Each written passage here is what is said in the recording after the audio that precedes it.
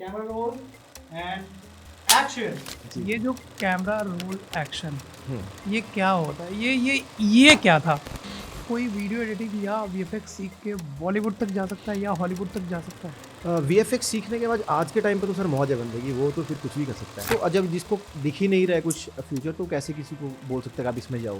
सही बताऊं, जी। अभी सिद्धू मूसेवाले की बात हो रही तो आंखों में आंसू आ रहे हैं। ये बंदा अब हमेशा के लिए जी गया, मतलब हम्म, ये गया नहीं, अब ये नहीं जाएगा, ये जाएगा नहीं अब किसी के दिल से। जहाँ बैठ गए वहाँ बस अब ये दिलों में बस गया। आपकी बातें मुझे वैसी लग रही है जैसे पुराने मूवीज में ना वो कुछ लोग कहते थे 34, 36, 34। हाँ, अभी भी बोलते हैं सर, अभी भी बोलते हैं। अच्छा But- नहीं वो but नहीं। आप अरे यार क्या- मुझे लगा आप सिनेमेटोग्राफर की बात कर रहे हो, आप ब्यूटी शॉट्स की तरफ चले गए। जी जी। सो आप कैमरे को देख कर आप नापते हो कि क्या यार इसका कौन सा लेंस हाँ है? हाँ बिल्कुल बिल्कुल। मेरे को तो नहीं समझ में आ रहा है। मैंने कुछ लोगों के काम देखे हैं, वो बताते हैं कि भाई वो थाउजेंड्स ऑफ डॉलर्स भी चार्ज करते हैं। हम्म। थाउजेंड्स ऑफ डॉलर तो चलो हमने भी चार्ज किए हैं, हम्म, लेकिन वो उनके जो थाउजेंड्स थे ना, वो बहुत ज्यादा थाउजेंड्स थे। अच्छा। तो वो देख के ना मुझे लगा कि इतने थाउजेंड्स बहुत ज्यादा होते हैं। तो सर आप हो क्या? आप डायरेक्टर हो, फिल्म मेकर हो, एंटरप्रेन्योर हो या एक टीचर हो क्या?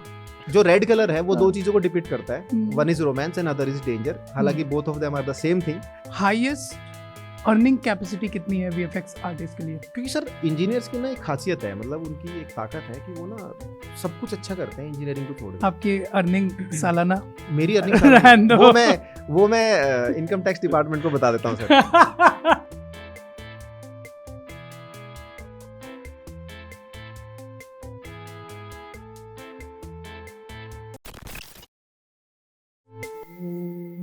भूर्भुवस्वः तत्सवितुर्वरेण्यं भर्गो देवस्य धीमहि धियो यो नः प्रचोदयात्। ओम शांति। ओम शांति। नमस्कार दोस्तों, आज मेरे पॉडकास्ट यानी TKC द नॉलेज कनेक्शन में आप सबका स्वागत है। मैं रुपेश केसरी आज आपके सामने एक ऐसे गेस्ट को लेके आया हूं जो आपके करियर और आपके भविष्य की चिंता करते हैं और उसमें चार चांद लगा देंगे। जी हाँ, मैं ऐसे एक आर्टिस्ट की बात कर रहा हूँ, वो जो सिर्फ आर्टिस्ट नहीं है बल्कि एक एंटरप्रेन्योर है, एक टीचर है। जिस तरीके से एक मिट्टी के बर्तन को बनाया जाता है थपथपा के या उसे गाइड करके एक बर्तन बनाया जाता है, बहुत सा प्रोसेस होता है, तो वो उसी का काम करते हैं वीएफएक्स इंडस्ट्री में, फिल्म मेकिंग इंडस्ट्री में, या बात करें सॉन्ग्स, मूवीज, सब जगह।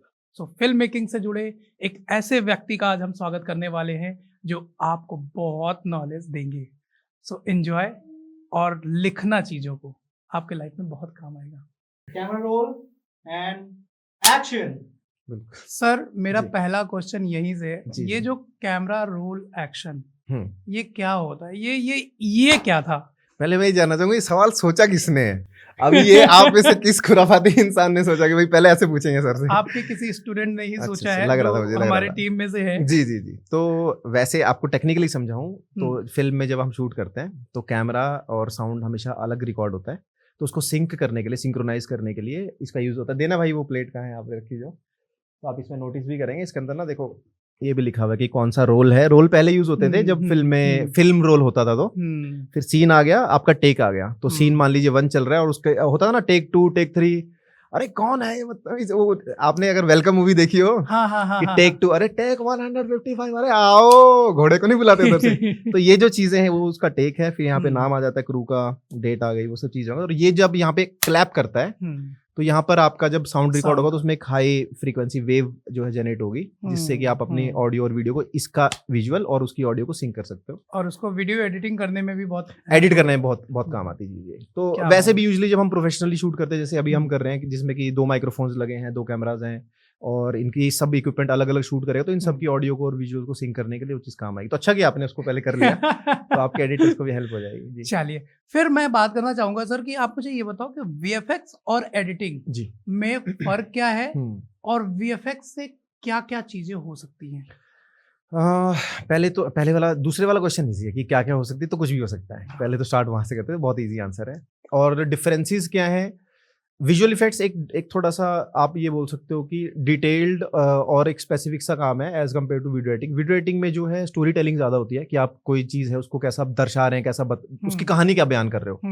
तो जैसे अब हम भी बात कर रहे हैं अब मैं कुछ बोलूंगा, उसके बाद क्या पता किसी और का विजुअल लगा के, एडिट लगा के मैं कुछ बात कर रहा हूँ, सामने कुछ और लगा दें और सामने मेरी बात का मायना बदल सकता है। तो ये एडिटिंग, इसमें स्टोरी टेलिंग है, कहानी कहने का तरीका। विजुअल इफेक्ट ज्यादा है कि इफेक्ट्स उसके अंदर आप क्या ऐड कर रहे हो। जैसे कि मान लीजिए आपको माइक चेंज करना है, या फिर आपको कुछ सोफा चेंज करना है, कुछ भी ऐसी चीज करनी है, या यहाँ पर सडनली हम पॉडकास्ट कर रहे हैं, कोई डायनासोर आ जाए बाहर से, ऐसा कुछ है, तो वो विजुअल इफेक्ट्स के अंदर आता है, वो मोर इनटू इफेक्ट्स चलेगा। एडिटिंग स्टोरी टेलिंग का ज्यादा पार्ट है। तो अगर कोई भी एडिटिंग करना चाहता है तो अब वो स्टोरी टेलर बनेगा, वो एडिट करेगा वीडियोस को, स्टोरीज कहेगा। जो वीएफएक्स करना चाहता है वो उसके अंदर ब्लास्ट लगाएगा, कुछ क्रिएटिव करेगा, चीजें रिमूव करेगा, ऐड करेगा, वो चीजें वो करेगा। जैसे रोहित शेट्टी जी, रोहित शेट्टी का जो विजुअल इफेक्ट्स है that is more special effects plus visual effects. तो उसमें एक टर्म आती है एसएफएक्स, साउंड इफेक्ट्स को भी एसएफएक्स बोलते हैं और स्पेशल इफेक्ट्स को भी एसएफएक्स ही बोलते हैं।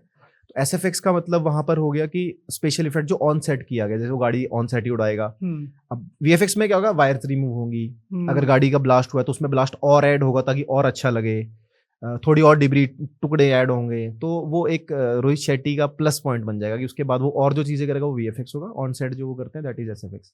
अगर वीएफएक्स में नाम लेना चाहो तो एसएस राजमौली का नाम आप लें, बड़े डायरेक्टर का अगर नाम लेना, जो जिन्होंने अभी बाहुबली बनाई है, आरआरआर बनाई है, like he is one of the most मतलब लेजेंड्स में अगर आप गिनोगे किसी को जो इंडियन डायरेक्टर्स हैं तो एसएस राजमौली। सो आरआरआर मूवी तो सभी लोगों ने देखा, बहुत एंजॉय किया, बहुत मतलब बहुत नाम कमाई है मूवी ने जी। आरआरआर में वीएफएक्स का कितना रोल रहा और कौन सा जबरदस्त रोल आपको लगा? आरआर में तो सर मेरे ख्याल में मैक्सिमम वीएफएक्स ही है उसके अंदर तो, बट ऑफ कोर्स उसमें एक क्रिएटिव विजन भी है डायरेक्टर का, जिसमें कि उन्होंने एक एक्टर को अपने या एक कैरेक्टर को फायर दिखाया, एक को वाटर दिखाया है, और उसी को फिर वीएफएक्स से सारा इन्हांस किया है। तो इवन आप देखेंगे कि जब रामचरण के जो सीन्स हैं उसमें ज़्यादा फायर वाले एलिमेंट्स रखे हुए हैं, और जो जूनियर एनटीआर के जो सीन्स हैं उसमें ज़्यादा वाटर वाले एलिमेंट्स रखे हुए हैं।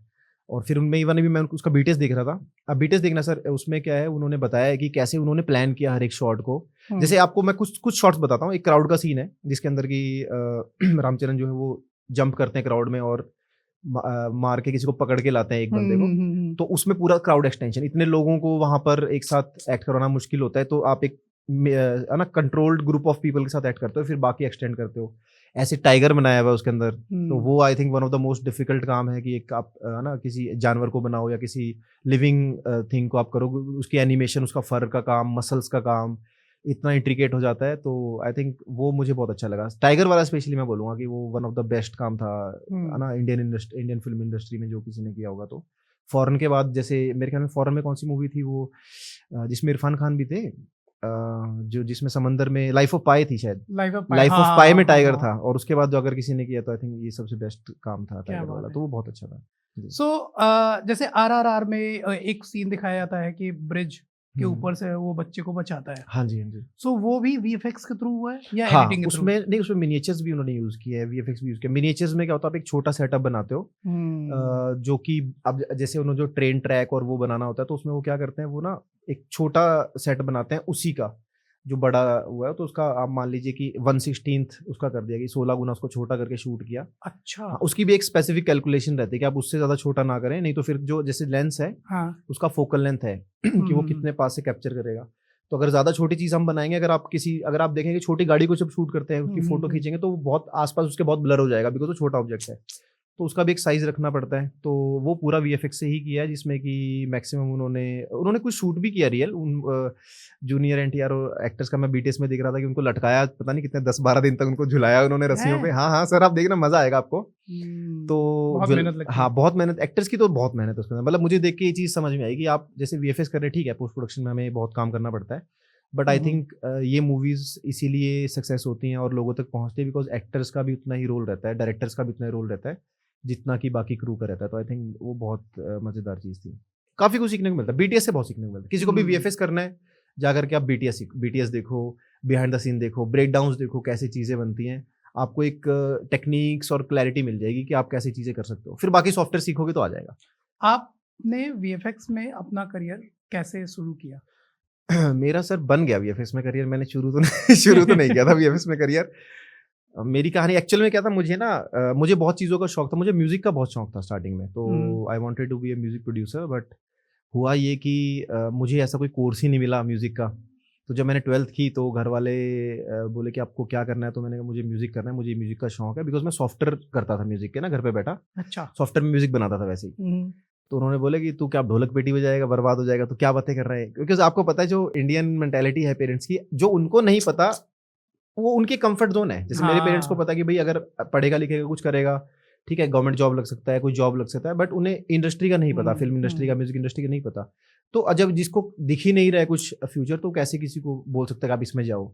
जैसे मैं किसी को ट्रेडिंग का कोई ज्ञान नहीं दे सकता। मैं बोलूँगा भाई मुझे नहीं पता ट्रेडिंग का, शायद बर्बाद ही होगे जाके, क्योंकि मैंने हाँ, करी नहीं बिल्कुल कभी। सही बात है। सो वैसी सी चीज़ है। सो फिर मेरे को कोई ऐसा नहीं मिला म्यूज़िक का, तो फिर मुझे था कि यार चलो मैं कुछ और करता हूँ। तो मुझे वेबसाइट डिज़ाइन करने का मुझे था शौक कि मैं वेबसाइट डिज़ाइन करता हूँ। कुछ चीज़ हुई थी वो, चलो एक बहुत लंबा खींच जाएगा, उसको छोड़ देते हैं। So I went to an institute, मैं सीखने गया था वेबसाइट डिज़ाइनिंग। उन्होंने मुझे बोला जी ऐसे एनिमेशन भी होता है, वीएफएक्स भी होता है, तो मुझे वो भी अच्छा लगा। मैंने कहा हाँ ये चीज़ भी ठीक है, कर लेते हैं। सो ऐसे कुछ स्टार्ट हुई थी चीज़। उसको करते हुए मैं वीएफएक्स में आ गया, but I was not into VFX. मेरा मन नहीं था कि भाई मैं वीएफएक्स आर्टिस्ट बनूँ। मेरा मन था मैं फ़िल्म मेकर बनूँ, स्टोरी टेलर बनूँ, जो मैं हूँ एक्चुअल में। बट जो पॉपुलर, इसीलिए आप मेरे से क्वेश्चन ऐसे पूछ रहे हैं बिकॉज़ हमारा वीएफएक्स बहुत पॉपुलर है हमारी कंपनी का। हमने बहुत बड़े-बड़े आर्टिस्ट के साथ भी काम किया, हमने वीएफएक्स बहुत अच्छा भी किया है। बट एक्चुअल में I am a film maker, जो मेन चीज़ है। And then most important I am an entrepreneur, जैसे आपने बताया। सो वो चीज़ें जो है ज़्यादा होती है। बट हाँ, वीएफएक्स में ऐसे आना हुआ कि बाय चांस ही मैं वीएफएक्स में आ गया। मुझे इंटरेस्ट कैसे आया मैं आपको बताता हूँ कि मुझे पसंद क्यों आया। क्योंकि जैसे आपने जो क्वेश्चन पूछा ना कि इसमें पॉसिबल क्या है, इसमें सर अनलिमिटेड पॉसिबिलिटीज़ हैं। तो एक स्टार्टिंग फ़िल्म मेकर के लिए सबसे बड़ी प्रॉब्लम होती है उसका बजट नहीं होता कि यार मैं कैसे फ़िल्म बनाऊँ। या तो आप जाइए, आप किसी के पास जाके स्ट्रगल कीजिए, आप इंडस्ट्री में जाइए, एक्टिंग के आप कोई ऑडिशंस दे रहे हैं या फिर किसी के साथ असिस्ट कर रहे हो, एज़ अ डीओपी असिस्ट कर रहे हो, एज़ अ डायरेक्टर असिस्ट कर रहे हो। तो वो मुझे पैटर्न में क्या, मुझे कौन लेगा, मुझे कुछ आता तो है नहीं। तो कुछ सीखेंगे तो कुछ बन जाएँगे। तो फिर जब मैंने शुरू किया सीखना, तो मैंने कहा ये वीएफएक्स वाला पार्ट अच्छा है, कुछ भी बना सकता हूँ मैं, अपनी फ़िल्म बनाऊँगा, खुद ही बना लूँगा, ठीक है, किसी की ज़रूरत नहीं, पैसे की ज़रूरत नहीं है। तो बस फिर वहाँ से शुरू हुआ। तो मैंने कुछ इफ़ेक्ट्स बनाने शुरू किए, कुछ लोगों को मैंने फ़ॉलो किया, ऑनलाइन मैंने देखा। तो फिर हम और मैं और मेरे पार्टनर है हिमांशु धर, जो मेरे साथ है ना, इनसाइड मोशन पिक्चर्स रन करते हैं। तो हम दोनों, वो मेरे एक्टर हो जाते थे, मैं उनका डायरेक्टर बन जाता था। शूट किया, वीएफएक्स करके देखा, करते-करते, बनाते-बनाते सोशल मीडिया पे डालना शुरू किया, इंस्टाग्राम पे, फेसबुक पे, यूट्यूब पे। सो कुछ लोगों ने, कुछ इंडस्ट्री के कुछ लोगों ने, कुछ आर्टिस्ट ने, कुछ डायरेक्टर्स ने काम देखा, उन्होंने बुलाया कि ऐसे-ऐसे वीएफएक्स करना है, तो वहाँ से गाने मिल गए और फिर गाने किए, बहुत आर्टिस्ट के साथ काम किया, तो ऐसे जर्नी चलती रही। So it was just like, ऐसे सोचा नहीं था कि वीएफएक्स में कुछ बहुत बड़ा करना है, वो अपने लिए एक पावर बट थी, हो गया बड़ा। बट हो गया बड़ा। तो वो चीज़ बहुत अच्छी हो गई कि तो सर आप हो क्या? आप डायरेक्टर हो, फ़िल्म मेकर हो, एंटरप्रेन्योर हो या एक टीचर हो क्या?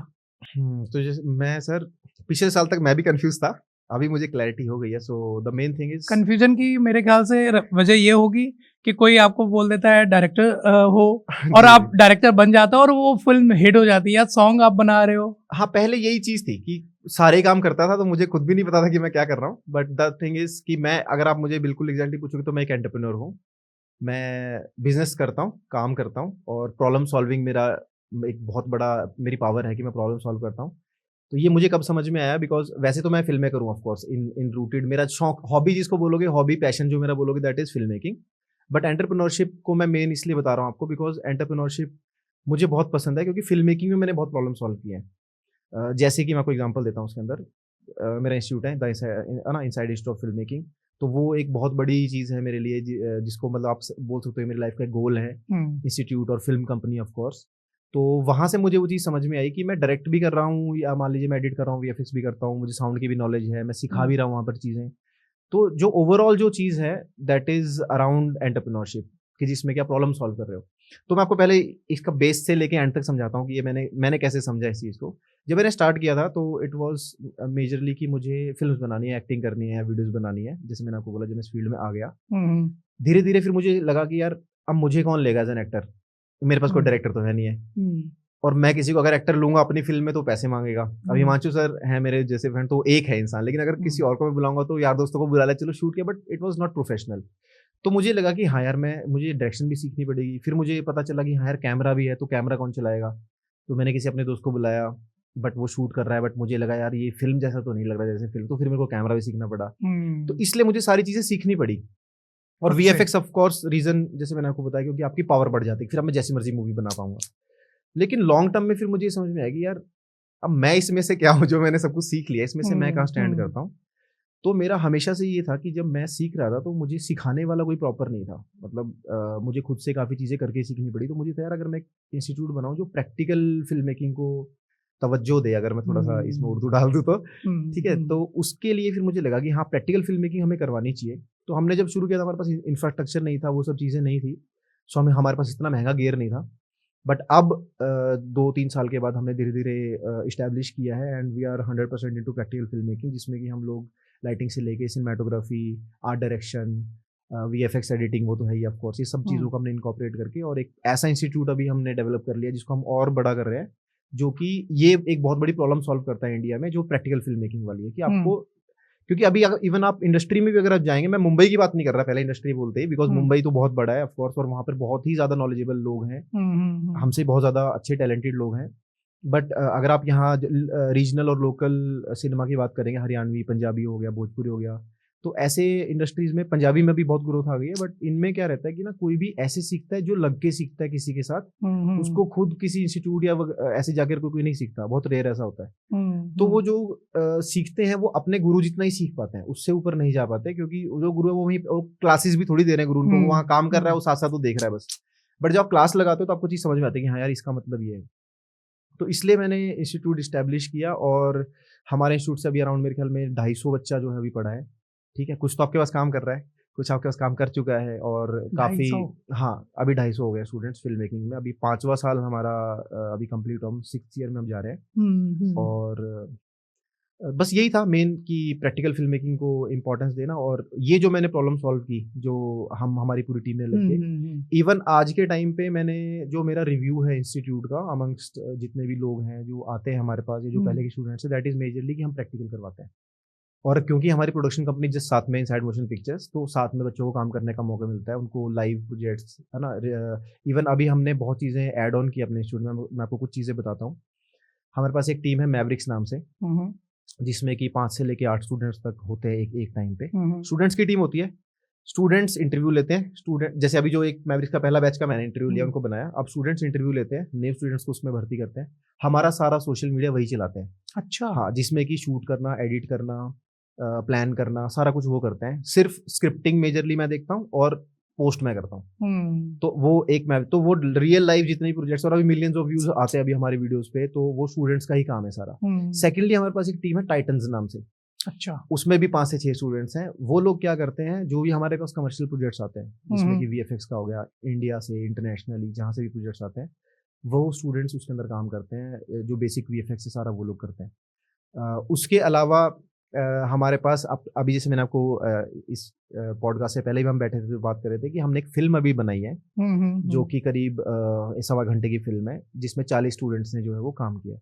तो ये देखिए 2-3 चीजें मैंने आपको अभी डायरेक्टली जो बताई, जो मेजर चीजें हैं जिसमें कि हमने स्टूडेंट्स को डायरेक्टली प्रैक्टिकल काम करवाया। तो ये एक बहुत मतलब जरूरत थी इस इंडस्ट्री को, कि जिसमें कि कोई बंदा जिसको अभी फिल्म मेकिंग का एबीसी भी नहीं पता, वो सीधे वहां जाकर के काम करता है, जहां पर वो सीखेगा भी थ्योरी, प्रैक्टिकल प्लस काम भी करेगा, जिससे कि वो एक अच्छे फिल्म मेकर की तरह डेवलप हो पाएगा। जो पहले 6-8 साल किसी को लगाना पड़ता था, वो 1.5, 2 साल के अंदर बंदा उस लेवल का पहुंच रहा है। हैंड्स ऑन एक्सपीरियंस उनको मिलता है, प्रोजेक्ट हैंडलिंग मिलती है, ठीक है, डांट कैसे खानी है, क्यों खानी है, वो भी पता चलता है। क्योंकि काफी लोगों को ये इंडस्ट्री में एक्चुअल में क्या बहुत बुरा कल्चर ही चल जाता है कि आप सेट पे हैं और कभी भी आपको गाली पड़ गई, ठीक है, क्योंकि सच में पड़ती है। हाँ, इनफॉर्मल स्ट्रक्चर है सर सारा उसमें ना।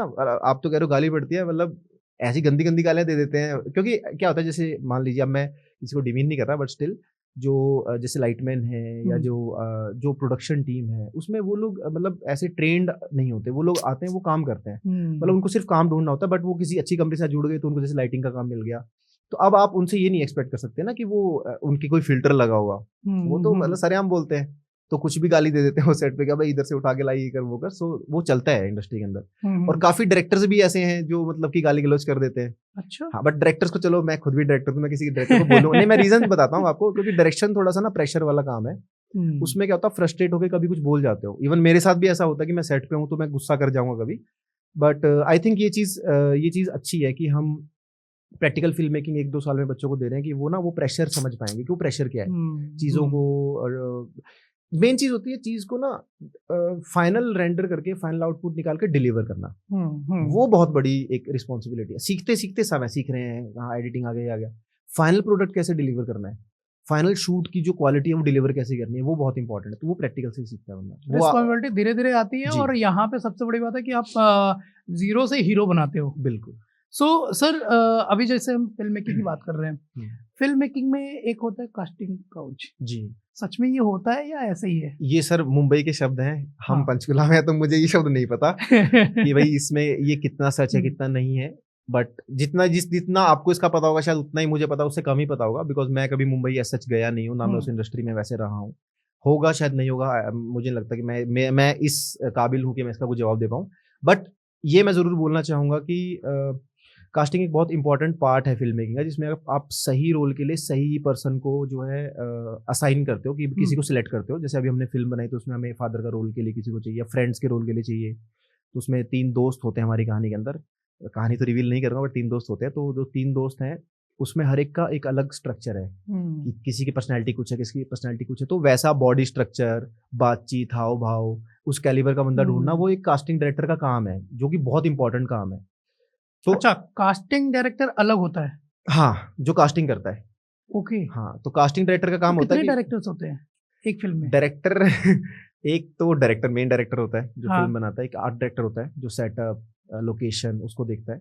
फिर एक कास्टिंग डायरेक्टर होता है जो कास्टिंग को देखता है।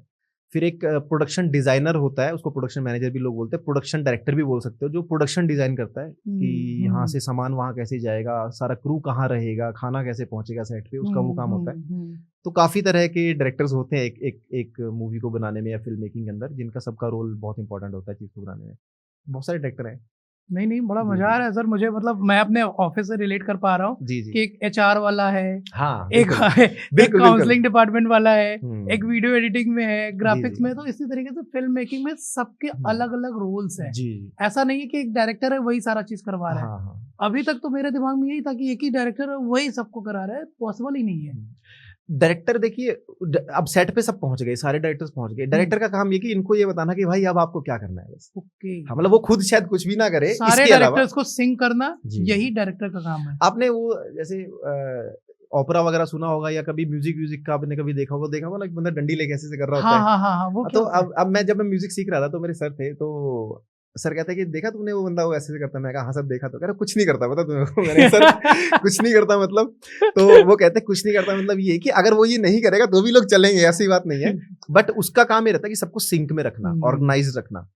तो डायरेक्टर के वैसे 2 मेजर रोल है, this is just one, just for fun मैंने ऐसे बोला, बट जो उसका मेजर रोल है सिंक में रखने के अलावा, दैट इज वो एक कि जो कागज पे चीज लिखी हुई है वो स्क्रीन पर कैसी दिखेगी। तो स्क्रिप्ट से स्क्रीन का जो पूरा रास्ता है वो डायरेक्टर तय करता है कि भाई ये चीज वहां कैसे दिखने वाली, जो ये शब्द लिखा हुआ है ये विजुअल में कैसे उतरेगा, आप कहानी को कहाँ कैसे जाएगा। तो डायरेक्टर का ये काम है, और उसके लिए वो सारी टीम को बांध के रखेगा, देखो ये सोचा हुआ है, ऐसे होना है, आपने ये करना, आपने करना, आपने करना, ताकि हम वहां पहुंच पाए जो हम सोच रहे हैं। जी। अच्छा, जब हम बात करते हैं कि फिल्म शूट की, तो जब शूटिंग हो रहा होता है तो लाइट्स होते हैं, और कोई बंदा वो व्हाइट कलर का लेके खड़ा रहता है। जी। बड़े बड़े लाइट्स लगे होते हैं। थोड़ा सा लाइटिंग का बताइए फिल्म शूटिंग के लिए। लाइटिंग सर बैकबोन है फिल्म की, सिनेमेटोग्राफी की। बेसिकली फिल्म के अंदर एक छोटा पार्ट है, मतलब छोटा इन द सेंस की क्योंकि बहुत वास्ट है, बट अगर वैसे देखा जाए तो अराउंड 30 to 40% काम जो है विजुअल्स का ही है। तो सिनेमेटोग्राफी उसको बोलते हैं, जिसके अंदर लाइटिंग एक पार्ट है। तो लाइटिंग 80% है सिनेमेटोग्राफी का, मतलब it is like the major part. VFX में भी लाइटिंग जो है वो अराउंड 50% है, जो जितना वो अपना ना जोर रखती है वो 80% 50% तक वो जोर रखती है। तो लाइटिंग का रोल ऐसा है सर, पहले लाइट्स यूज होती थी बहुत हैवी, जो आप बता रहे हैं, जिसमें कि बड़ी बड़ी लाइट्स, एरी की लाइट्स होती थी, एरी कंपनी है। अच्छा। अब वो थोड़ा सिनेरियो चेंज हो गया, अब एलईडी लाइटिंग आ गई, टेक्नोलॉजी एडवांस हो गई है। सो बट स्किल सेम है, स्किल स्ट्रक्चर सेम है, सारा थ्योरी सारा वही है। वैसे ही आप क्वालिटी, जैसे जो हमने यहाँ लाइट्स लगाई हैं, अगर आप इसकी जगह कोई और कंपनी की लाइट्स भी लगाएंगे, बट इसका जो साइज है, जो आपने इस पे डिफ्यूजर्स लगाए हैं, जो आपने इस पे मॉडिफायर्स लगाए हैं, उनका काम सेम ही रहता है। तो लाइटिंग का एग्जैक्टली क्या काम है, एक मूड और टोन सेट करना किसी भी सीन की। अगर हम इसी सीन में इस लाइटिंग को ऑफ करके और रेड लाइट जला दें और हम दोनों के फेस पे नीचे से थोड़ी थोड़ी स्पॉटलाइट दे, तो अभी ये एक हॉरर नहीं, रोमांटिक नहीं, हॉरर बन जाएगा। अच्छा, ये होती है जिसे ये- नहीं पता होता है। जी नहीं, ये आपने वैसे बात सही बोली है। जब जो रेड कलर है वो दो हाँ। चीजों को डिपिक्ट करता है, one is romance and other is danger. हालांकि both of them are the same thing, जो मैं सिखाता हूँ स्टूडेंट्स को एक्चुअली कि भाई डायरेक्टर के पॉइंट ऑफ व्यू से आप सोच रहे हो तो इसलिए पता, आपको पता है कि दोनों हो सकते हैं। हाँ मैं तो अपने हिसाब से सोच जी रहा जी। हूँ। तो जब मैं इवन लाइटिंग और आर्ट डायरेक्शन भी सिखाता हूँ तो रेड हम्म। कलर दोनों चीजों को डिपिक्ट करता है। तो खतरे को भी डिपिक्ट करता है और प्यार को भी डिपिक्ट करता है। तो मैंने जो इसमें जो रेड कलर इतना इंपॉर्टेंट नहीं जितना नीचे से जो हम फेस लाइट देंगे, बिकॉज हम्म। यूजुअल लाइट आपकी जो है हमेशा ऊपर से आएगी। अगर आप बाहर जाएंगे आसमान ऊपर से लाइट देगा, जमीन से कभी लाइट तो निकलेगी नहीं। तो हमारे ब्रेन्स को जब से हमारे दादा परदादा जब से जी रहे हैं उनको हमेशा से आदत है ऊपर से लाइट की। बट अगर हम नीचे से लाइट देते हैं और ऑपोजिट शेडो जब क्रिएट होंगी आपकी तो वो अननेचुरल लगता है। तो हॉरर फिल्म में क्या करेंगे, नीचे से लाइट देंगे। तो ये लाइटिंग का रोल है कि आप ये समझ सकते हो कि वो क्या मूड और क्या फील जो है वो आप सेट कर सकते हो लाइटिंग की मदद से। इसमें फिर बहुत टेक्निक्स हैं लाइटिंग की, 3 पॉइंट लाइटिंग है, रेम्ब्रेंट लाइटिंग है, बहुत तरह की लाइटिंग है। सारा सिखाते हो आप? सब सिखाते हैं, सिखाना पड़ता है हमें सब कुछ सारा। मतलब मुझे ये समझ में आ रहा है सर, मैं सोशल मीडिया इन्फ्लुएंसर तो जरूर हूँ, जी। बट मुझे समझ में ये आ रहा है कि यार शूट सिर्फ ये नहीं कि मोबाइल लेके खड़े हो गए, शूट सिर्फ ये नहीं है कि कैमरा लेके खड़े हो गए, बहुत कुछ है, इन बिल्कुल। डेप्थ है। इसमें मेरा ये मानना है सर कि ना स्टोरी टेलिंग की पावर बहुत बड़ी है। कैमरा लाइट ठीक है, मतलब आप बोल सकते हैं जैसे फिल्म मेकिंग, ऑफ कोर्स आप उसकी जितनी मर्जी डेप्थ तक चली जाइए, बट अगर आपकी स्टोरी टेलिंग अच्छी है, आपने कुछ मैं सोशल मीडिया जो मैं देखता हूँ उसमें एक राजस्थान से लड़का है, मुझे उसका नाम एग्जैक्टली नहीं पता कि क्या है, बट उसकी वीडियोस बहुत वायरल जाती है। वो ना छोटी छोटी वीडियोस बनाता है। अच्छा। और वो मतलब जनरल टॉपिक्स पे ही बनाएगा, यारी दोस्ती पे या मान लीजिए कुछ ऐसी चीज़ों पे, बट क्रिस्प वीडियो होगी। बट उसके शेयर्स आप देखना, बहुत शेयर्स होते हैं। उसकी स्टोरी टेलिंग बहुत अच्छी है। फोन से शूट कर रहा है, एडिट बेसिक कर रहा है, बट उसकी स्टोरी टेलिंग बहुत अच्छी है। अब मान लीजिए उसके पास वो कला आ गई, लेकिन स्टिल जो देखने वाला उसको पता है यार ये एक्ट कर रहा है ना, वो जो कैरेक्टर प्ले कर रहा है वो इतने मतलब ट्रू नहीं है, बट उसकी स्टोरी टेलिंग बहुत अच्छी, तो वो चीज़ चलती है। तो स्टोरी टेलिंग के लिए बड़े इक्विपमेंट या इन चीज़ों की नीड नहीं पड़ती। इन चीज़ों की नीड पड़ती है जब आप सिनेमा लेवल तक उसको लेकर के जाएं कि आप इमर्सिव एक्सपीरियंस डाल दें। आपको एक कहानी कहना और एक किसी बंदे को कहानी के अंदर डुबा देना, दोनों चीज़ों में यही फ़र्क है। तो जब आप इन्फ्लुएंसर हैं या मान लीजिए आप सोशल मीडिया पे काम करो, तो आपके ऊपर वो बोझ नहीं है कि यार मुझे किसी को उसके अंदर डुबाना है, क्योंकि वो स्वाइप हो जाएगा 10-15 सेकंड के बाद या 30 सेकंड के बाद। लेकिन किसी को 2.5 घंटे कुर्सी में बैठाए रखना और ऐसे बैठाए रखना कि वो हिले ना, वो उसके लिए फिर अपने को ये सब चीज़ चाहिए कि लाइट चाहिए, कैमरा वैसा चाहिए। तो I think story telling doesn't need any technical knowledge, वो तो कोई भी करे और वो अच्छी चीज़ है। बल्कि स्टोरी टेलिंग सबसे बड़ी पावर है। आप ज़्यादा लाइटें तामझाम वामझाम लगा के भी स्टोरी टेलिंग ना आती हो तो फिर बर्बाद ही है पैसा, प्रोड्यूसर का पैसा ऐसे ही वेस्ट होता है। तो स्टोरी टेलिंग तो मेन पावर है जहाँ से शुरू करते हैं। तो अगर किसी के अंदर वो पावर आ जाती है तो आई थिंक उसके बाद फिर उसको अपने आप को डेवलप करना चाहिए कि वो फोकस करे लाइटिंग पे, कैमरे पे, इन चीज़ों पे। तो ठीक है, मतलब जैसे आप इतना एफर्ट लगाते हैं, मैंने आपके साथ भी चीज़ें देखी है, और इवन जितने भी लोगों के साथ मैं मिलता हूँ जो एक लेवल से ऊपर बढ़ जाते हैं, वो बहुत फिर एफर्ट लगाना शुरू करते हैं कि यार ठीक है अब हम पॉपुलर भी हुए, हमारा कंटेंट भी चला, चीज़ें भी चली, बट इसका मतलब ये नहीं कि भाई अब हम ऐसे ही रहेंगे। हम चीज़ों को और इनकॉर्पोरेट करेंगे ताकि इमर्सिव एक्सपीरियंस दे पाए लोगों को, बिल्कुल सूदिंग एक्सपीरियंस दे पाए। तो उसके लिए फिर आपको एफर्ट लगाना पड़ता है। सर। आपको कभी नहीं लगता है कि मतलब कभी आपको ऐसा लगा कि आने वाले टाइम पे सोशल मीडिया इन्फ्लुएंसर्स के लिए भी एक इंस्टीट्यूट्स होना चाहिए? इंस्टीट्यूट की मेरे ख्याल में नीड नहीं है सर। इंस्टीट्यूट की नीड अभी नहीं है, आगे आने वाले टाइम में हो सकती है, but I think online courses की नीड ज़रूर है। और मैं अभी कर रहा हूँ एक चीज़ डेवलप, हालांकि मैं इसको रिवील नहीं करना चाहता ज़्यादा लेवल पे, बट मैं एक ऐसी चीज़ डेवलप कर रहा हूँ जो कि इस चीज़ में काम आएगी। बिकॉज अभी मैंने अपना सोशल मीडिया भी ग्रो किया है, बहुत काम किया है, तो मैंने पावर समझी कि किस तरीके से ना आप किसी को और ज़्यादा लोगों तक आप रीच आउट कर सकते हो। उसका एक पैटर्न है ना, लोग उसको एल्गोरिदम का नाम भी देते हैं, बट एक्चुअल में that is no phone algorithm, वो एक ह्यूमन एल्गोरिदम है। इंसान के एक स्ट्रक्चर को, उसकी भावनाओं को अगर आप समझते हैं तो वहाँ तक पहुँच सकते हैं। तो मुझे लगता है उसकी ज़रूरत बहुत है। उसका रीज़न ये कि ना इवन बिग ब्रांड जो मार्केटिंग कर रहे हैं इस टाइम पर सोशल मीडिया पर, वो एक बहुत बड़ी अपॉर्चुनिटी है न्यू आर्टिस्ट के लिए। जो बच्चे अभी तक फिल्मों में जाना चाहते हैं, गानों की वीडियोस बनाना चाहते हैं, उनको आई थिंक उनको काफ़ी लोगों को पता चल गया होगा चीज़ें, और काफ़ी को शायद अभी नहीं पता, but I think social media is the big thing for film makers. Of course it is. Film makers की जो एक्चुअल पावर है, जो मैं आपको इमर्सिव एक्सपीरियंस बता रहा हूँ, अगर वो सोशल मीडिया में और आ जाए तो बहुत लोगों को जॉब्स तो मिलेंगी ऑफ कोर्स, और उसके अलावा जो है बहुत लोगों को बहुत कुछ करने का मौका मिल जाएगा, मतलब अपना टैलेंट दिखाने का मौका मिल जाएगा। तो लोगों को जाना चाहिए इस तरफ। बिल्कुल। और मैंने शुरू किया है, मैं चीज़ कर रहा हूँ अभी, देखते हैं कितना टाइम लगता है। मैं कोशिश तो कर रहा हूँ इसी साल में लॉन्च करूँ, एक ऐसी चीज जो कि बहुत बेनिफिट करेगी फिल्म मेकर्स को जो सोशल मीडिया पे काम करना चाहते हैं। क्या बात है। इन्फ्लुएंसर्स को मैं इन्फ्लुएंसर बनना नहीं सिखाऊंगा उसके अंदर। फिल्म मेकर सोशल मीडिया पर कैसे ग्रो कर सकते हैं वो बताऊंगा कि आप फिल्म मेकिंग कैसे कर सकते हैं। That's great sir, so nice of you. Sir मुझे आप ये बताइए कि कोई वीडियो एडिटिंग या वीएफएक्स सीख के बॉलीवुड तक जा सकता है या हॉलीवुड तक जा सकता है? हॉलीवुड में जा के सकता है सर, गए हुए हैं हमारे खुद के, मेरे खुद के दोस्त गए हुए हैं और हमारे खुद के बच्चे हैं जो स्टूडेंट्स हैं वो बॉलीवुड तक तो गए हुए हैं। एक लड़का है वो तो अभी मुंबई में इवन अपना स्टूडियो भी स्टैब्लिश कर रहा है।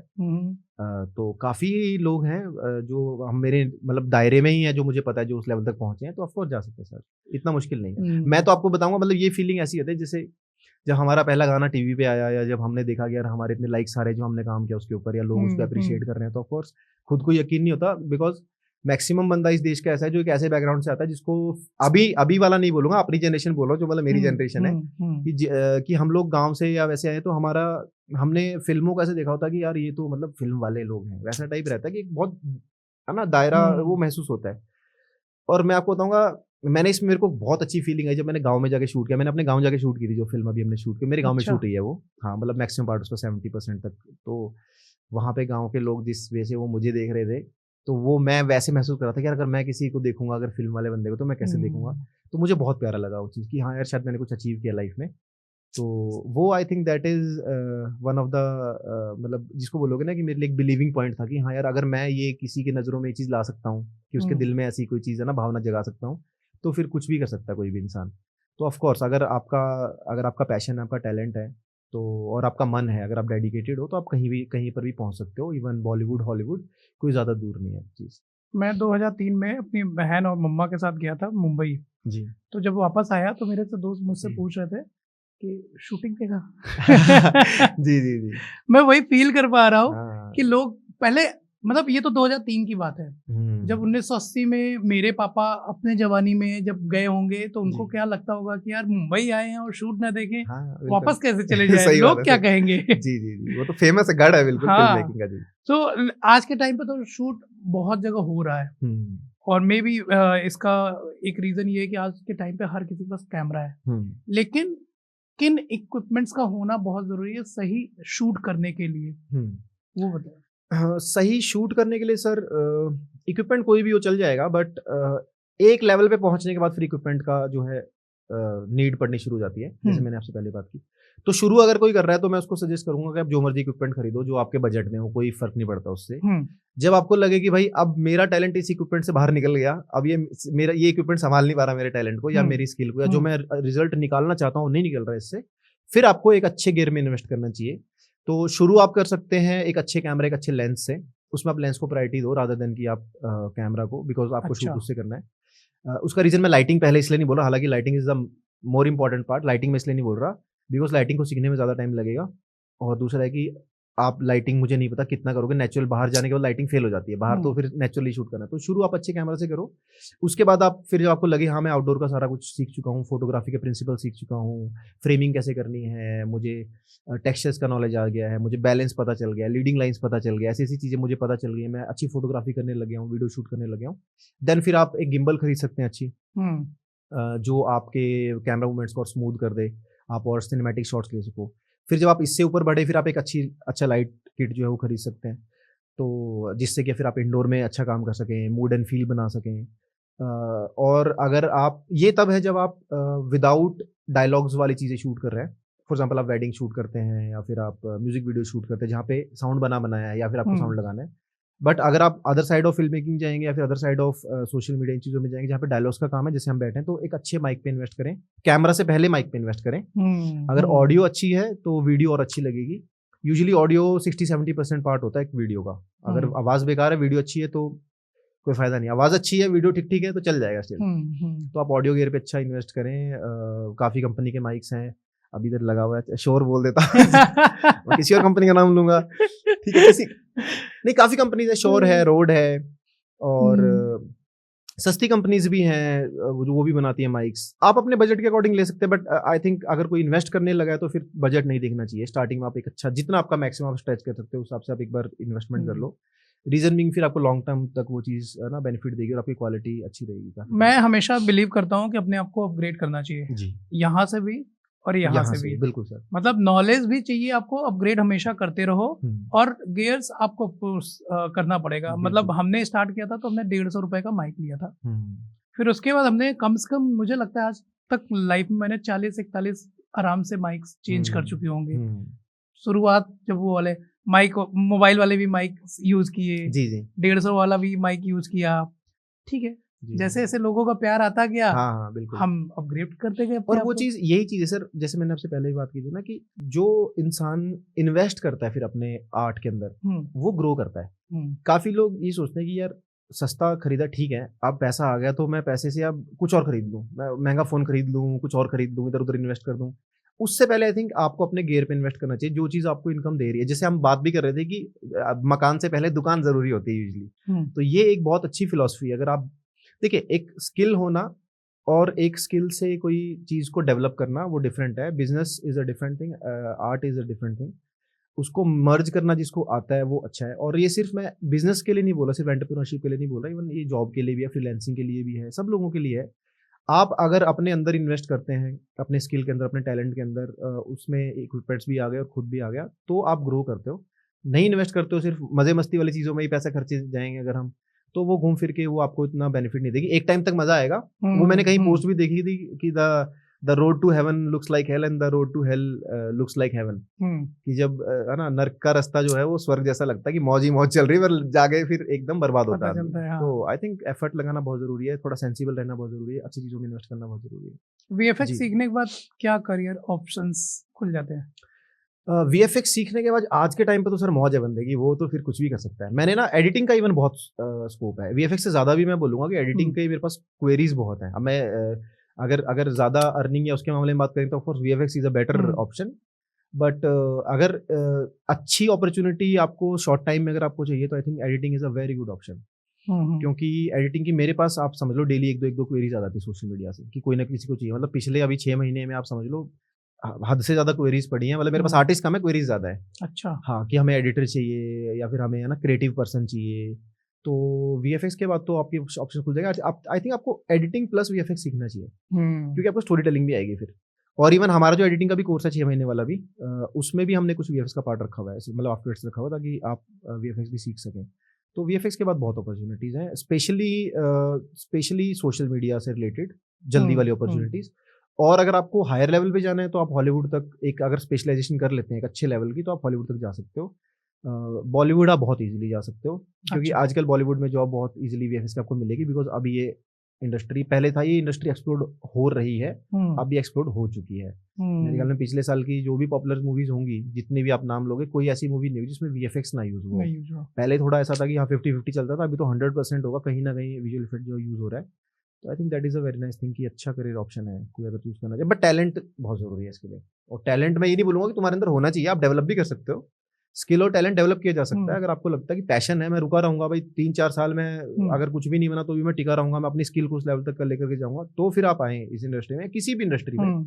लेकिन अगर आप ये सोचेंगे 6 महीने आया और बस मौज करूंगा, फिर ऐसा नहीं होता। पर खुद पे भी काम करना जरूरी है ना। मैंने अब I am in the 11th year of my film making, तो अब मैं कुछ भी कर सकता हूँ, मैं कुछ भी चीज़ बना सकता हूँ। प्रोड्यूस कर रहा हूँ, मान लीजिए मैं फिल्म भी अभी मैंने जैसे प्रोड्यूस की है, और मैं स्टूडेंट्स को भी पैसे देता हूँ कि यार आप कुछ बनाओ। इवन हमारी आर्ट डायरेक्शन की क्लास होती है, उसमें मैं बजट असाइन करता हूँ। 5,000 उनको बजट मिलता है सेट बनाने का, कि यहाँ तुम्हें पैसे मैं दूंगा, तुम सेट बनाओ। तो अब ऐसी चीज़ें हो जाती है। बट आई थिंक उसके लिए पहले आपको पैशनेट होना जरूरी है, कि अगर आप पैशनेट है तो फिर अपॉर्चुनिटीज की कमी नहीं है। लोग खुद बुलाएंगे आपको कि भाई आ जाओ। आपको खुद पता है सर, आप एक एंटरप्रेन्योर हो, आपको चाहिए तगड़े बंदे कि जो मेरा बिजनेस, मेरा काम संभाल सके, मेरे बिजनेस को एक नेक्स्ट लेवल लेकर के जाएं, चीजें बना सकें। तो आई थिंक ये सबकी नीड है, मेरी खुद की नीड है। मैं फिल्म मेकिंग में होकर के मुझे चाहिए कि हाँ भाई बेस्ट से बेस्ट बंदा जो है मेरे लिए काम करे, तो रहता ही है। मेरे लिए तो बेस्ट का डेफिनेशन एक ही है, जो अपने काम को पूजा समझे। बिल्कुल सर, कर्म ही धर्म है, ये तो सबसे बड़ा जो है एक मंत्र है। किसी को पता चल जाए तो उसकी मतलब पूरी जिंदगी जो है वो सही। मैं ये समझता हूँ, आप कुछ भी करिए, अगर आप मोची भी हो ना जी, मन लगा करो। मोची कंपनी भी है। हाँ, मैं वही बोलने वाला था अभी आपको कि मोची कंपनी भी है जी। सो बड़ा अच्छा है। अभी एक ब्रांड बहुत ब्रांड एक वायरल हो रहा है सोशल मीडिया पे, मैंने देखा था चमार फर्नीचर। ओके। मतलब नहीं, चमार वो लेदर का कुछ बनाते हैं और Okay. उन्होंने कुर्सी बनाया 10 लाख रुपए में, अच्छा, चमार ब्रांड का। ओके, मैं देख के मैं ऐसे कर रहा हूँ, एक भाई क्या बात है, इसको बोलते हैं टैलेंट। जी जी जी, इसको बोलते हैं कि यार देखो, आप जो कर रहे हो ना, मन लगा करो, बिल्कुल बिल्कुल। सफलता आपको जरूर मिलेगी। हम्म, तो सर, मैंने सुना कि आपने डिवाइन के साथ काम किया, जी। आपने सिद्धू मूसेवाले के साथ काम जी किया, सर, आपने नेहा कक्कड़ जी के साथ काम किया, जी सर, आपने परमीश भाई के साथ काम सबके साथ जी, हाँ सर, अब ऐसे नाम ले लेके ना नर्वस किया। जी जी जी, किया है सर, सो सबके साथ जी। मतलब ये बहुत बड़ी बात है सर मेरे लिए, एज लेमैन, हम्म, कि मैं उनके साथ बैठा हूँ, हम्म, जो इतने बड़े आर्टिस्ट के साथ। आज सिद्धू मूसेवाले का नाम हम जब लेते हैं तो पूरा जी। पंजाब, पूरा पंजाब ही नहीं, पूरा मैं समझता हूँ कि पूरा इंडिया उनके जी, साथ खड़ा हो जाता है। बिल्कुल। सो इंटरनेशनली भी आई थिंक सर। इंटरनेशनली जी, ऑफ कोर्स। सो ऐसे आर्टिस्ट, सिद्धू मूसेवाले जैसे बड़े आर्टिस्ट के साथ काम करना बहुत अपने आप में बड़ी सौभाग्य की बात है। जी। सो उनके साथ आपने जब काम किया तो आपको कैसा लगा और कैसे आपको काम मिला? सर, काम पहले तो ये चीज़ है कि नसीब है हमारे अच्छे कि हमें उनके साथ काम करने का मौका मिला। ये इवन अभी उनके देहांत के बाद भी एक हमने प्रोजेक्ट किया था चोरनी नाम से, और मेरा नाम 2 प्रोजेक्ट हमने किए थे, बट चोरनी में हमारे काफ़ी स्टूडेंट्स ने भी काम किया था वीएफएक्स पे और ना प्रोडक्शन के ऊपर, शूट के टाइम पर।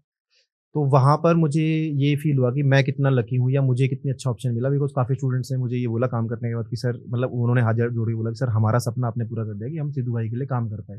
तो ड्रीम है बहुत लोगों का कि वो सिद्धू मूसेवाले के लिए काम करते थे, और मेरी किस्मत इतनी अच्छी है कि भाई मुझे जब वो जीवित थे तो उनके जीवन काल में उनके साथ काम करने का, उनको देखने का मौका मिला और उनसे कुछ सीखने का मौका मिला। तो अब मैं आपके क्वेश्चन पे आऊँगा कि कैसा लगा और है ना क्या चीज़ मुझे सीखने को मिली। आई थिंक पहली जो चीज़ मैंने सीखी दैट वाज़ कि आप कितना भी बड़ा आप हो जाएँ, कितने भी आप फ़ेमस हो जाएँ या फिर आपकी कोई भी पावर हो, बट आपसे कोई छोटा या कोई बड़ा ऐसे नहीं है, आप हम्बल रहें। ये क्वालिटी आप में भी है sir. This is one of your, मैं बोलूँगा, बेस्ट क्वालिटीज़, कि जब मैं आपसे कभी भी मिलता हूँ तो मुझे ऐसे फ़ील होता है कि हाँ यार, मतलब आपका लेवल और स्केल बहुत बहुत बड़ा है, बहुत ऊँचा है। बट आपसे मिलता हूँ तो कभी ऐसे फ़ील नहीं होता कि हाँ, शायद आपको उस चीज़ का कोई घमंड है या वो चीज़ का मान है। I think you are very very polite and humble. तो सिद्धू के साथ भी सेम चीज़ था। He is one of the most polite, he was one of the most polite people and artist in the industry. और जेनुइनली अगर आपको मैं बताऊँ तो उसको जो उन्होंने कभी छोटे-बड़े का भेद नहीं किया। वो अपने जो उनके गनमैन थे या उनके ड्राइवर हैं, कोई भी, उनके साथ वो खाना खाया उन्होंने सामने, ऐसे साथ में खड़े हुए, शूट के चलते अच्छा। वो साथ में खाना खा रहे हैं, बैठे हैं, बात कर रहे हैं। हमसे बात कर रहे हैं तो हमसे ऐसे नहीं कि भई वो किसी अकड़ में बात कर रहे हैं, बहुत पोलाइटली हँस-खेल के बात कर रहे हैं। बाकी आर्टिस्ट का जब हमने काम किया, मैं ये नहीं बोलूँगा बाकी सारे अकड़ू हैं, ऐसा कुछ नहीं है। सब लोग अच्छे ही होते हैं, बट सही बताऊं, जी। अभी सिद्धू मूसेवाले की बात हो रही तो आंखों में आंसू आ रहे हैं। जी। मतलब मैंने तो उनके बहुत ज्यादा देखा नहीं है, लेकिन लोगों का प्यार ऐसा हुँ। समझ में आता है कि ऐसे व्यक्ति से जी। काश मैं भी मिला होता। आई थिंक जो मुझे जो फ़ील होता है इसका रीज़न सर ये है कि ना, उनकी जो जर्नी है ना, या उनका जो जो जो उनका चेंज आया लाइफ़ में, फ्रॉम, जिसको बोलते हैं ना 0 टू 100, जो उनका गाना भी है 0 टू 100, फ्रॉम रैग्स टू रिचेज़ जिसको बोलते हैं। आई थिंक वो ना हर इंसान रिलेट करता है उस चीज़ से कि यार, ये ऐसा बंदा फ़ेमस होना चाहिए। कई बार ऐसे होता है कि हाँ, ये बंदा फ़ेमस हो गया, ठीक है। लेकिन ऐसा होता है कि यार, ये मेरे जैसा बंदा है और ये फ़ेमस हो रहा है, तो यार हाँ, मैं फ़ेमस हो रहा हूँ। वो उसके अंदर खुद को देखते हैं। काफ़ी लोग, मतलब मेजॉरिटी जो उनके ऑडियंसेस है, दैट इज़ दिस कि ये इंसान मेरे जैसा है।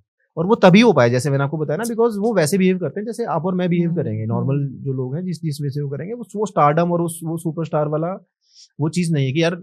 और लोग पूछते हैं सर, मतलब आपको पता है इंडिया में क्रिकेटर्स और बॉलीवुड, मतलब फ़िल्म इंडस्ट्री, और इन 2 लोगों को लोग पूछते हैं। तो सिंगर्स भी आप उसी कैटेगरी में आप डालोगे ना, और जिनको लोग एक स्टार मानते हैं। तो उस कैलिबर का बंदा अगर उस वे से रहता है तो आई थिंक एक सुपर पावर ही है वो भी। सिद्धू और डिवाइन दोनों जी, चोरनी में सिद्धू और उनके डिवाइन। मरणों पर हाँ, हाँ, उनके डेथ के बाद। जी, डेथ के बाद ये गाना रिलीज़ हुआ और उसमें हमने डीपफेक किया था, जिसमें कि सर, हाँ, मैं यही क्वेश्चन पूछने वाला था जी, कि सिद्धू मूसे जी के जाने के बाद जी। आपने उनका गाना बनाया हाँ जी। और बहुत हिट सॉन्ग, हाँ जी, हाँ जी। कैसे? सर, गाना तो हिट सिद्धू भाई की वज़ह से ही होता है। उसमें मैं हुँ। जेन्युइनली बताऊँ, चाहे कोई भी म्यूज़िक प्रोड्यूसर हो, कोई भी वीडियो वाला बंदा हो, किसी का कोई, उनके गाने हिट होने में किसी का रोल नहीं है। That is totally Sidhu Moosewala. We are not even 1% of that. नहीं, नहीं, दैट इज़ बिल्कुल सिद्धू सही बात है। मूसेवाला। हुँ। बट जैसे मैंने आपको बोला, काम हमने किया और हमारे लिए चैलेंज ये था कि उनको रिप्रेज़ेंट करना है। हमने मेरा ना एक गाना था उनका, जब डेथ के जो जस्ट बाद एक रिलीज़ हुआ था, पहला गाना जो मतलब रिलीज़ हुआ था उनका, उसके बाद उसकी वीडियो रिलीज़ हुई थी, तो वो हमने करी थी। फिर चोरनी दूसरा था जिसमें हमने किया था काम। तो मतलब इससे डिफरेंट, अब तो रिस्पॉन्सिबिलिटी है सर, अब तो मतलब अब वो वाला काम नहीं है कि हाँ कुछ क्रिएटिव करने को मिलेगा, अब ज़्यादा ऐसे रहता है कि रिस्पॉन्सिबिलिटी है जो हमें निभानी है। तो इसमें वीएफएक्स यूज होता है? वीएफएक्स यूज़ होता है सर, वीएफएक्स ही यूज़ होता है, और बहुत कुछ करना पड़ता है सर, मतलब पुरानी फुटेजेस भी देखनी पड़ती हैं, नया शूट भी उसी वैसे करना पड़ता है ताकि चीज़ें मैच हो पाएँ प्रॉपर, और रिस्पॉन्सिबिलिटी पे एक गलत रिप्रेजेंटेशन ना हो। इवन अभी तो आपको पता है पंजाब में भी लॉज वगैरह भी काफ़ी चेंज हो गए हैं गानों को लेकर, कि आप गन्स वगैरह ज़्यादा नहीं दिखा सकते, अच्छा। शो ऑफ नहीं कर सकते गन्स का, तो स्टोरी टेलिंग भी फिर उसी वैसे करनी पड़ती है। जैसे चोरनी में जो स्टोरी टेलिंग थी, दैट वाज हमने गन्स दिखाई है, मतलब गोलियां वोलियां चली, सब कुछ दिखाया, but that was in the story की उसमें आर्मी है जो शूट कर रही है, सिद्धू आर्मी है वो शूट कर रही है, सामने से कुछ और लोग आ रहे हैं जो नेगेटिव कैरेक्टर्स हैं, जिसमें था कि फेक मीडिया है और ऐसे है, तो थ्रू स्टोरी टेलिंग वो चीज़ें करनी पड़ती हैं, तो वो रिस्पॉन्सिबिलिटीज़ बढ़ जाती है।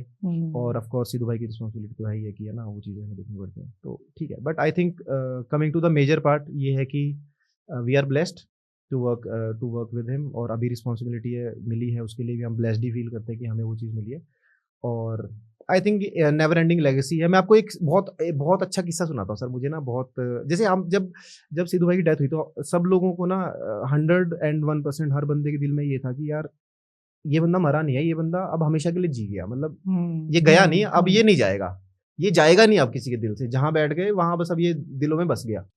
तो जो भी लोग उनको प्यार करते हैं ना उनको, पर हमेशा जब जैसे कोई इंसान अब आपके सामने फिजिकली नहीं है तो आप चाहते हो कि यार उसको देखें, आप फिर आप मेमोरी सोचते हो कि हाँ यार मेरे बच्चों को, तो मैं मेरे बच्चों को बताऊंगा कि यार सिद्धू था, और है ना उसके गाने सुनेगा वो, तो उसको हम कहानी सुनाएंगे कि है ना वो कैसा था, उसका हमने कैसे काम किया, या जो नहीं भी मिले वो भी बताएंगे कि यार सिद्धू का बहुत नाम होता था। जैसे चमकीला मूवी आई, चमकीले का बड़ा है ना डिस्कशन होता है, तो मैं मेरे ऑफिस में हमारे एक स्टाफ है, उनकी बच्ची आई थी छोटी सी, तो मैं उसको गोदी में, अब हमने एक ना वॉल बनाई हुई है, उसमें हमने अपने सारी फोटोज रखी हुई जो हमने काम किया है, उसके बीटीएस की फोटोज लगी हुई, तो उसको बच्ची को मैंने गोदी में उठाया और उसने ऐसे उंगली करके एक फोटो की तरफ बोला कि ये कौन है, सिद्धू मूसे सिद्धू की वाले तरफ पॉइंट किया उसने, और मेरे को ना सर गूज़बम्प्स आ गए। मैंने कहा यार ये ऐसे लग रहा है जैसे कि मैं फ्यूचर जी रहा हूँ, कि जैसे होता है ना कि फ्यूचर में बच्चे पूछेंगे कि पापा ये कौन है, ये कौन था जिसका आपने काम किया, तो मैंने कहा यार होता है ना सर वो, तो मुझे इतना अजीब लगा, मैंने कहा यार क्या बात है। तो ये ना छोटी छोटी चीजें हैं जो आपको अंदाजा देती है कि भाई ये चीज कभी,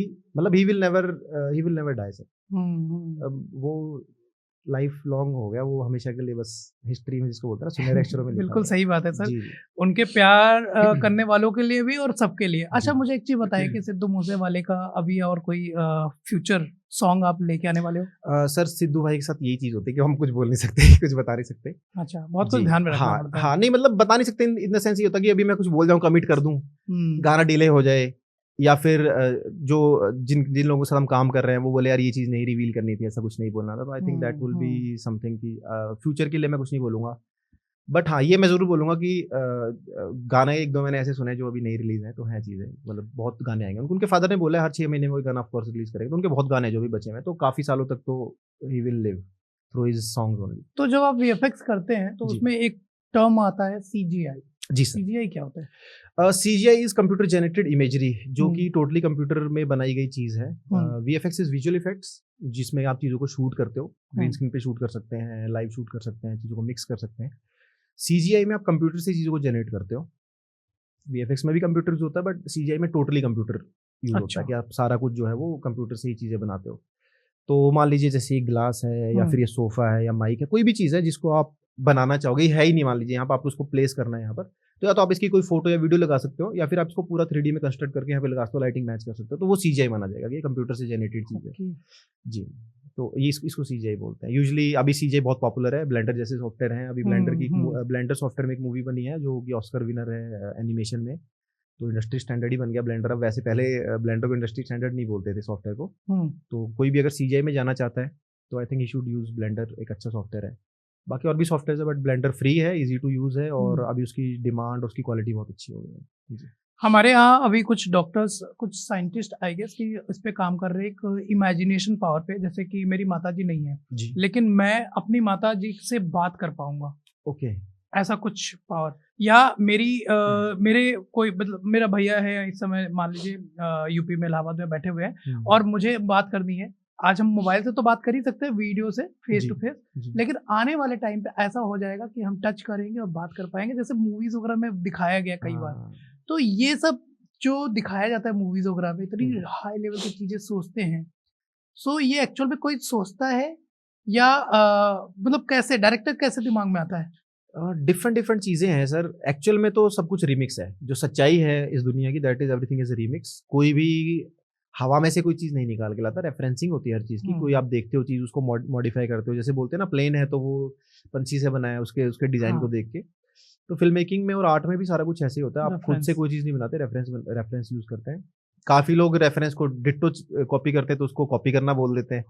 वो स्टीव जॉब्स की एक लाइन है, पता नहीं स्टीव जॉब्स की है किसकी है, मैं किसी को कोट नहीं करूंगा, बट ये है ना कि good artist copy and great artist steel. तो स्टीलिंग का मतलब ये होता है कि मैं किसी चीज़ को कॉपी ना करके उसमें से कोई चीज़ चुरा लूँ बस। तो वो ऐसे होता है कि अब जैसे मुझे कोई फ्लावर है जो रेड कलर का यहाँ पर दिख रहा है, तो मैं ये नहीं कि मैं एक फ्लावर बनाऊंगा रेड कलर का, मैं देखूंगा यार रेड कलर में कोई चीज़ अच्छी लगती है, उसका ये फील आता है, तो मैं किसी और चीज़ में एक कलर डालूंगा। फिर किसी चीज़ की मैं शेप देख लूंगा, इस पत्ते की शेप देखूंगा कि हाँ यार अगर इस पत्ते में वो रेड कलर डालूंगा तो कैसा होगा। तो मैंने रिमिक्स किया दो चीज़ों को। तो आर्ट में ऐसा ही है, जो भी चीज़ें आप देखते हो, जो भी चीज़ें बनती हैं, दे आर ऑल रिमिक्स। कोई इंसान, तो इसके लिए मैंने एक अच्छी टिप देना चाहूँगा सब लोगों को। आप लोग जितनी ज़्यादा चीज़ें देखोगे या फिर जितनी ज़्यादा चीज़ों के बारे में नॉलेज गेन करोगे, that will be really beneficial for you, because उससे आपकी इमेजिनेशन और क्रिएटिविटी बढ़ेगी। अगर मैं आपको बोलूंगा कि एक गाड़ी ड्रॉ करो, तो जैसी आपने गाड़ी देखी होगी वैसी ही ड्रॉ करोगे।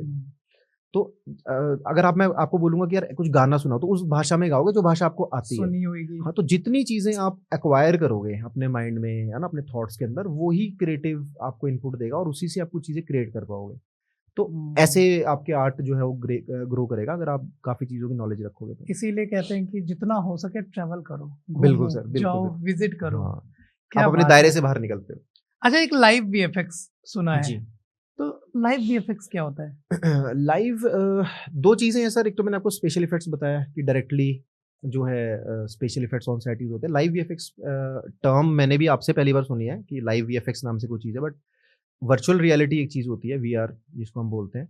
और आज के टाइम पर स्क्रीन्स यूज होने लगी हैं वीएफएक्स के अंदर, जिसमें कि आप ऑन सेट वीएफएक्स करते हैं डायरेक्टली, जिसमें कि जो बैकग्राउंड आप सॉफ्टवेयर में बनाते हो बट शूट आप डायरेक्टली करते हो ऑन सेट। तो जी हाँ, वो वर्चुअल प्रोडक्शन है, वीपी वर्चुअल प्रोडक्शन में आ जाता है वो। तो उसमें आपका जो बैक स्क्रीन लगेगी पीछे, जैसे पहले फिल्मों में आपने देखा होगा गाड़ी चल रही है और पीछे एक स्क्रीन लगा दे जिसमें बैकग्राउंड चल रहा है, उसका हायर एंड वर्जन समझ लो, जो कैमरा के साथ इंटरेक्ट भी करता है। अगर कैमरा यहाँ से यहाँ मूव करेगा तो जो बैकग्राउंड पे जो स्क्रीन है उसका विजुअल भी मूव करेगा अकॉर्डिंग टू उस कैमरा की मूवमेंट। तो आपको सही पैरेलैक्स, सही डायरेक्शन, सही मूवमेंट सब कुछ सही मिलेगा, तो वो ज़्यादा इमर्सिव बन जाता है। तो ये एक नई टेक्नोलॉजी है जो वीएफएक्स में आई है, जिसको वर्चुअल प्रोडक्शन बोलते हैं। कि आप प्रोडक्शन कर रहे हैं, शूट कर रहे हैं, बट वर्चुअली, मतलब आप लोकेशन पे नहीं होकर के लोकेशन पे शूट कर रहे हो। आप उसमें स्नो की लोकेशन लगा सकते हो, थोड़ा स्नोफॉल वैसे कर सकते हो, तो काफी अच्छी चीज है वो। अक्सर डायरेक्टर पहले के टाइम पे ऐसे करते थे ना, ये जी फेस इधर, नहीं अभी भी करते हैं, मैं भी करता हूँ सर। तो ये एक्चुअली ये क्या है? ये सर ब्लॉकिंग के लिए होता है, फ्रेम के लिए। अब जैसे मुझे यहाँ कुछ सारा कुछ दिख रहा है, तो मुझे इसमें से मुझे पता है मेरे को शॉट कितना लेना है। तो हर एक कैमरा का जो लेंस है उसकी एक फोकल लेंथ है, कोई 35 mm है, कोई 85 mm है, कोई 50 है, कोई 24 है। तो जितनी फोकल लेंथ छोटी होती है उतना आपका फ्रेम वाइड हो जाता है। तो मान लीजिए अभी मैं यहाँ बैठा हूँ, तो ये 24-70 लेंस यहाँ पे यूज कर रहे हैं आप, तो 24-70 में दो फोकल लेंथ है, 24 और 70। तो 24 पे ये इतना वाइड दे रहा है, और जब 70 कर दोगे तो ये इतना क्लोज हो जाएगा।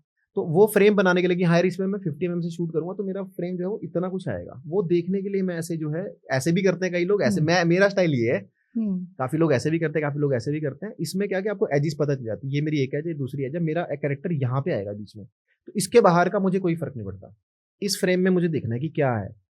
तो मैं जब मैं खुद भी अपना ब्लॉक प्लेस करता हूँ, तो मैं एक ब्लॉक करता हूँ कि हाँ ये ब्लॉक है मेरा और इसमें कहाँ पर कौन प्लेस होगा। आपकी बातें मुझे वैसी लग रही है जैसे पुराने मूवीज में ना, वो कुछ लोग कहते थे 34, 36, 34। अभी भी बोलते हैं सर, अभी भी बोलते हैं। अच्छा नहीं वो बट आप यार मुझे लगा आप सिनेमेटोग्राफर की बात कर रहे हो। सिनेमेटोग्राफर यूजुअली ये बोलते हैं कि यार 34 लेके आओ, यार 50 लेकर के आओ, आप दूसरे वाला आप सर आप सो मेरा क्वेश्चन ये है कि आप ब्यूटी शॉट्स की तरफ चले गए। जी जी। सो आप कैमरे को देख कर आप नापते हो कि क्या यार इसका कौन सा लेंस है? हाँ, बिल्कुल। मेरे को तो नहीं समझ में आ रहा है। जी नहीं सर, पर ये जो डायरेक्टर्स हैं या सिनेमेटोग्राफर्स हैं उनको पता होना चाहिए। जी आपको नहीं समझ, उनको समझ में आ जाए बस, लेकिन आपने बीच में अच्छी लाइन डाल दी। अच्छा, एक चीज जी जी, अक्सर देखा गया है कि फिल्म मेकिंग लाइन में जो होते हैं बहुत डिप्रेशन में चले जाते हैं। जी नहीं, अब ये फिल्मिंग की लाइन वाले को डिप्रेशन में चले जाते हैं, मैं तो नहीं हूँ डिप्रेशन में, ऐसा कुछ नहीं है सर। नहीं, मैं सब लाइन में सब जगह ऐसा होता है। जी देखिए, जैसे कई जगह है हम्म। अभी किसकी डेथ हुई थी मुझे याद नहीं आ रहा नाम उसका, सुशांत राजपूत की हुई थी पहले। सुशांत राजपूत जी। की बात करूं तो वो तो खैर कुछ और ही था, आपको पता है। हम्म। सुशांत राजपूत के पहले एक जो गजनी में एक लड़की है, अच्छा, गजनी में तो, अच्छा गजनी में एक तो आसिन थी और एक और थी लड़की दूसरी। एक और लड़की थी ओके। गजनी में, तो उसने सुसाइड किया था। ओके ओके, मुझे इसकी नॉलेज सो नहीं है। अक्सर आती है चीजें कि ये फिल्म मेकिंग में ही होता है कि वो डिप्रेशन में चले जाते हैं, फिर सुसाइड कर लेते हैं, या तो नशे में चले जाते हैं, या तो सिगरेट पीते हैं, या तो बहुत दारू पीते हैं, कुछ भी करते हैं। हम्म। तो ये डार्क साइड है, डार्क साइड के बारे में बताएं। सर मैं जनरली, जैसे मैंने आपको बोला, I am not into Bollywood, but ये किसी भी उसकी डार्क साइड है सर। आज के टाइम पे सिर्फ ऐसा नहीं कि पहले देखो, ऐसा था कि पहले ना जिसके पास पैसा था वो नशा करता था, ठीक है, जिसके पास है उस चीज की एक्सेस वो करता था। आज के टाइम पे तो जिसके पास नहीं है वो भी कर लेता है, बिकॉज आजकल जिसको बोलते हैं ना, हर तरह का ड्रग अवेलेबल है, हर तरह की चीजें अवेलेबल है दुनिया में। तो आई थिंक ये ना पर्सनल वो है इंसान की कि वो कितना, जैसे अब मैं फिल्म इंडस्ट्री हूँ, मैं नहीं टच करता किसी भी चीज को, ठीक है। इवन हमारे इंस्टीट्यूट में स्टूडेंट्स हैं या जो स्टाफ है, मैक्सिमम जो मैंने देखा है 80 to 90% people don't even smoke. मतलब जो बेसिक लेवल है कि स्मोकिंग तो क्योंकि जनरली कोई भी लोग कर लेता है आजकल, तो कॉलेज वैसे भी फिल्म इंडस्ट्री नहीं सबके रिलेटेड है, तो नहीं करते लोग।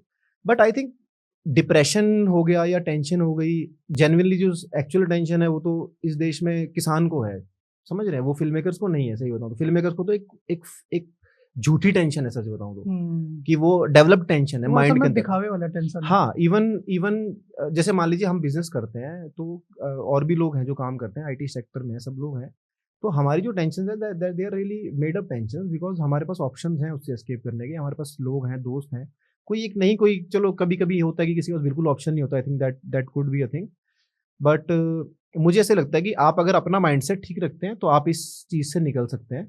और डार्क साइड को अगर हम ध्यान में रखें, अगर मैं इस चीज़ में बात करूँ तो काफ़ी आर्टिस्ट मैंने भी ऐसे काम किया है जो इंडस्ट्री में बॉलीवुड के हैं, मतलब वो लोग जो ये चीज़ें करते हैं, बट वो चीज़ शौक के तौर पे शुरू होती है और फिर वो घूम घूम के कहीं और चीज़ पहुंच जाती है।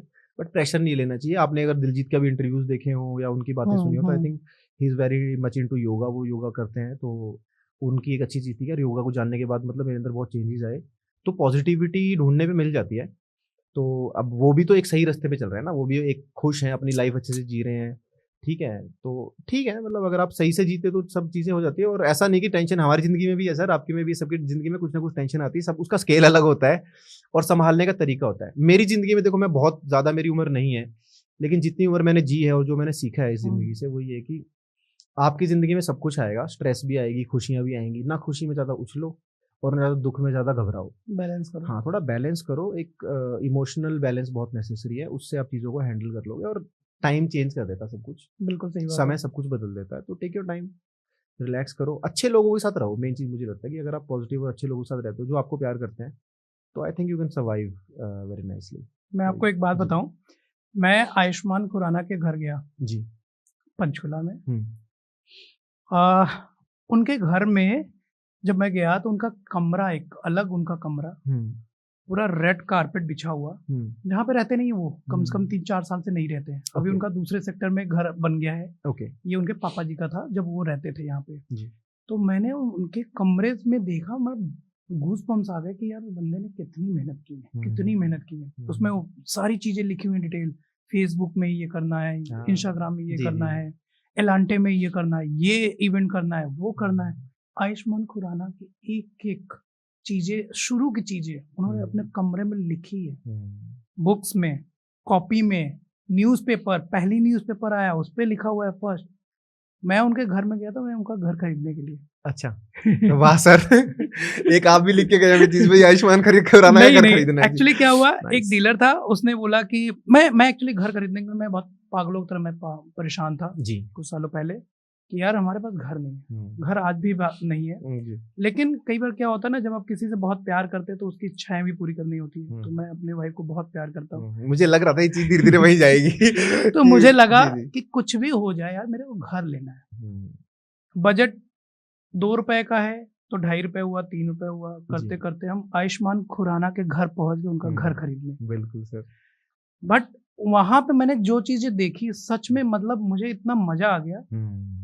मतलब हर एक चीज उन्होंने सपना देखा। आयुष्मान खुराना एक एक चीजें लिखी है कि मुझे ये करना है, मुझे ऐसे करना है, हर एक छोटी छोटी स्टोरी उन्होंने लिखी है कि ये सक्सेस, ये मेरा पहला सक्सेस, ये हो गया, ये इवेंट करना है, ये फेसबुक पर करना है, फेसबुक पर 9,000 सब्सक्राइबर्स, ऐसे कुछ ऐसा लिखा हुआ था, और ढेर सारे न्यूज़पेपर्स, पूरा ब्लैक थीम, पूरा उनका घर का ही ब्लैक थीम। तो मैंने पूछा ये ब्लैक थीम क्यों? बोले उनके पापा एस्ट्रोलॉजर थे, ओके, और शायद वो फिल्म इंडस्ट्री से जुड़े हुए थे। आयुष्मान खुराना जी का आज भी घर है, वो भी ब्लैक थीम पे है। तो मैं नए वाले घर में भी गया हूँ। सो मेरे को ये लगता है कोई भी आर्टिस्ट कितना भी बड़ा हो जाए, उसने स्ट्रगल किया है बहुत। बिल्कुल सर, ये Of सच्चाई है। स्ट्रगल किया, प्लान किया है। आई थिंक जो आप हाँ। चीज बता रहे हैं उसमें आई थिंक उनका प्लानिंग का बहुत बड़ा रोल है, जो हम पहले भी डिस्कस कर रहे थे कि it's just not about art और स्किल। आई थिंक जो ग्रोथ है वो आपकी खुद की प्लानिंग से, आपके एफर्ट से भी आएगी कि आप कैसे जिंदगी को जीना चाहते हो। तो जो आपने चीजें बताई, अगर मान लीजिए वो ये चीजें नहीं करते तो आज नहीं पहुंचते वहाँ नहीं पे। पहुंचते। मैंने भी मेरे इवन पहले एक ना गूगल डॉक पढ़ा हुआ है बहुत पहले का, मैंने स्टोरी भी डाली थी 2021 या 22 में डाली थी, वो शायद 15-16 की स्टोरी थी। उसमें लिखा होता क्रिएट एन इंस्टीट्यूट, कि भाई लिखा हुआ है कि बनाना है इंस्टीट्यूट, ये मेरा टारगेट है। और अब हो गया, चीज अचीव हो गई है, तो ऑफ कोर्स अब कुछ और टारगेट है। तो अगर वो प्लान ही नहीं करेंगे तो फिर चीज कैसे होगी? तो एफर्ट आपको लगाना पड़ेगा, प्लान करना पड़ेगा। आप ये नहीं सोच सकते कि मेरे साथ हो जाएगा सब कुछ, है ना? वो नहीं तो वो वाला मीम फिर सच नहीं साबित हो जाएगा कि मैं तो बैठा हूँ किस्मत के भरोसे, किस्मत में होगा तो खुद आएगा। सर मैं तो डोंट स्ट्रांगली बिलीव करता हूँ किस्मत से कहीं बड़ा होता है कर्म करिए, किस्मत भी बदल जाएगा। सो मैं बात करने वाला हूँ नेहा कक्कड़ जी का। जी सर, बिल्कुल। उनको मैं बहुत बहुत पसंद करता हूँ। जी। तो मैंने सुना कि आप नेहा कक्कड़ जी के साथ भी आपने काम किया। एक गाना किया था। क्या किया था? गाना हमने किया था, उनकी प्री वेडिंग थी, मतलब उनकी शादी से पहले गाना था एक, जो जिसमें कुछ वीएफएक्स करना था। तो उस टाइम पे किया था शूट, यहाँ पर पंजाब में शूट था वो। हवेली है एक, जो पुराने थीम पे बनी हुई है, जहाँ पर काफ़ी आर्टिस्ट भी शूट करते हैं, मतलब वो कच्ची ईंटों जैसी बनी हुई है प्रॉपर। तो उसमें शूट किया था, पर हमारा तो वीएफएक्स का ही काम था, हमें उनको चांद पे बैठाना था दोनों को। चांद पे बैठे हुए हैं, हाँ, और स्पेस में हैं, ऐसी सी चीज़ें थी उसके अंदर। तो उस टाइम मिले थे, थोड़ा सा डायरेक्ट किया था, बहुत ज़्यादा भी नहीं किया था, बट उनको बताया था, एक्ट वगैरह बताया था। तो she is also very very polite and very humble, बहुत अच्छे हैं वो। चुलबुले ज़्यादा है उनके लिए, सही वर्ड अगर यूज़ किया जाए तो बहुत चुलबुले हैं। तो मज़ा आया sir, different kind of artist, different kind of work, बहुत बहुत अच्छा था वो भी एक्सपीरियंस। परमीश वर्मा जी के साथ भी काम किया आपने? जी सर, जी किया है हमने। क्या किया उनके साथ भी? जब ओल्ड स्कूल किया था उसका नेक्स्ट गाना हमने परमीश वर्मा जी के लिए किया था। तो वो थे, एक दो और आर्टिस्ट भी थे उस गाने के अंदर, जैसे देसी क्रू था, और तो उसमें हमने जायंट बनाए थे, चंडीगढ़ के शॉर्ट्स थे जिसमें वो जायंट बन के खड़े हुए हैं, मतलब बिल्डिंग्स के साथ में खड़े हुए, वैसे कुछ वीएफएक्स था। फिर उनके साथ एक गाना और था, उसमें तो हमने डायरेक्ट नहीं किया, मतलब वीएफएक्स डायरेक्शन नहीं की थी, सिर्फ वीएफएक्स किया था। But is a very nice guy also.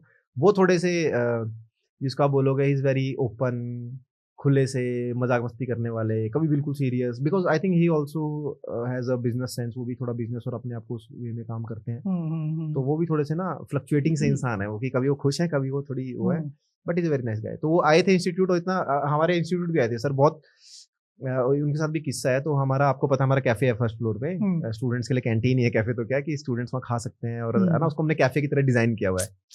तो जब वो आए तो लाइक वो नीचे खड़े थे, और है ना, हम आए तो उन्होंने बोले, कह रहे हैं यार थोड़े को कैफे भी है भाई, थोड़ा काम बहुत सही है यार, कहते था मेरा सपना है कि भाई मैं कैफे बनावा।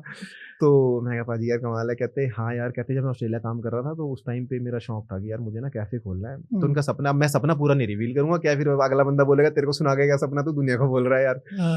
तो है ना, कीपिंग दैट असाइड, बट उनको बड़ा अच्छा लगा था कैफे। तो is also very humble and nice guy, बहुत प्यारे इंसान है। अगले 3 साल में आप वीएफएक्स का क्या लेवल देखते हो? 3 साल में? 3 साल का तो सर अब प्रेडिक्शन नहीं कर सकता मैं। अब तो प्रेडिक्शन 6-6 महीने का होने वाला है, बिकॉज जिस वे से टेक्नोलॉजी एडवांस हो रही है। तो पिछले 3 साल में जो मैंने देखा है वो मुझे समझ में आया कि वीएफएक्स ईजी होने वाला है बहुत। ट्रेंड ये है कि वीएफएक्स ईजी होने वाला है, और रिक्वायरमेंट बढ़ने वाली है हाई स्किल्ड और हाई लेवल वीएफएक्स आर्टिस्ट की, रादर देन की मीडियोकर या नॉर्मल काम करने वाले आर्टिस्ट की, अच्छी जगह पर। लेकिन बाढ़ आने वाली है ऐसी जॉब्स की, जो कि ऐसे काम होगी जहाँ पर आपको मतलब ये एडिटिंग और वीएफएक्स आता हो। तो मैं देखता तो यही हूँ कि थोड़ा इजी और हो जाएगा, आपके पास अच्छी टेक्नोलॉजी आ जाएगी। इंडिया में ना हार्डवेयर की बहुत कमी है सर, मतलब सॉफ्टवेयर पहुँच जाता है किसी भी रास्ते से, हार्डवेयर नहीं पहुँच पाता। इस देश में हार्डवेयर लेट आता है। तो बाहर बहुत ऐसी टेक्नोलॉजीज़ हैं, ऐसे कैमराज हैं, ऐसी रिग्स हैं, रोबोटिक आर्म्स हैं, इंडिया में उस लेवल पर नहीं है चीज़ें, वो प्रोडक्शन में अवेलेबल नहीं है। मतलब अगर आपको अभी भी अगर एक दो ऐसी चीज़ें जो मंगवानी पड़ेंगी तो शायद मुंबई से आएगी यहाँ पर, वो यहाँ अवेलेबल ही नहीं है।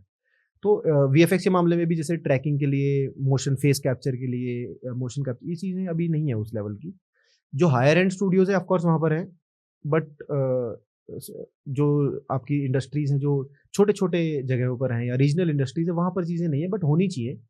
बिकॉज़ फ़िल्म मेकिंग में तभी क्रांति आएगी या फिर इस इंडस्ट्री में तभी क्रांति आएगी जब सब जगह चीज़ें एक्सेसिबल हों। बट लेट आती है, आप कुछ कह भी नहीं सकते, चीज़ें महँगी हैं ऑफ कोर्स, जो लोग बना रहे हैं वो, तो उस चीज़ की कमी है। आई थिंक 3 साल में वो चीज़ मुझे लगता है हो जाए तो अच्छा है। मतलब मेरी क्या एक आप बोल सकते हो कि विश है कि ऐसा हो जाए तो अच्छा होगा। इस अपने पॉडकास्ट में मैं आपसे एक रिक्वेस्ट करना जी चाहूंगा सर। कि ये जितने भी इक्विपमेंट्स आप बता रहे हो ना, जी। ये सारे स्टूडेंट्स के लिए एक नॉलेज के लिए और उनके इजीनेस के लिए मैं बोल रहा हूँ, एक ऐसा पीडीएफ दे दीजिए या लिंक दे दीजिए, आप अपने वेबसाइट का लिंक दे दीजिए बिल्कुल सर। जो हम डिस्क्रिप्शन में डाल दें जी। और हर चीजें पता चल जाए। जैसे रिग्स आपने बिल्कुल। बताया, जितने भी गियर्स है ना उन्हें पता चल जाए, जितने भी टेक्नोलॉजीज है ना जी। सब उन्हें पता चल जाए कि यार क्या होता है। जैसे सीजीआई मेरे लिए पता नहीं था, मुझे कल पता चला, मैंने कहा यार सीजीआई ऐसा होता है।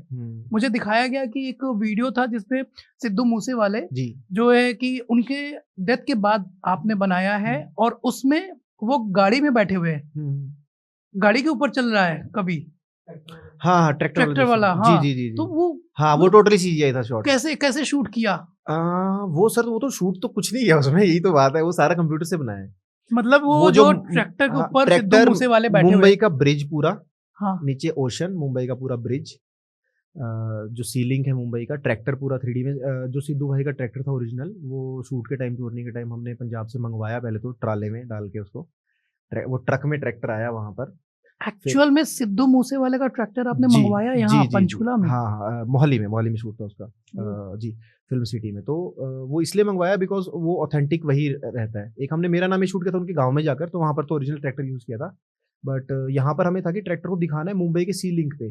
तो आपको मैं एक स्टोरी बताता हूँ, जो मुझे पता है, मुझे डायरेक्टर ने बताई थी, नवकरण बराड़ ने, कि पहले सिद्धू भाई जब एक गाना जब उन्होंने किया डिवाइन के साथ, जब उन्होंने गाना गाया, ये रिकॉर्ड कर रहे थे, तो उनका प्लान था कि वो मुंबई लेके जाने वाले थे tractor, oh my sea link पे शूट के लिए।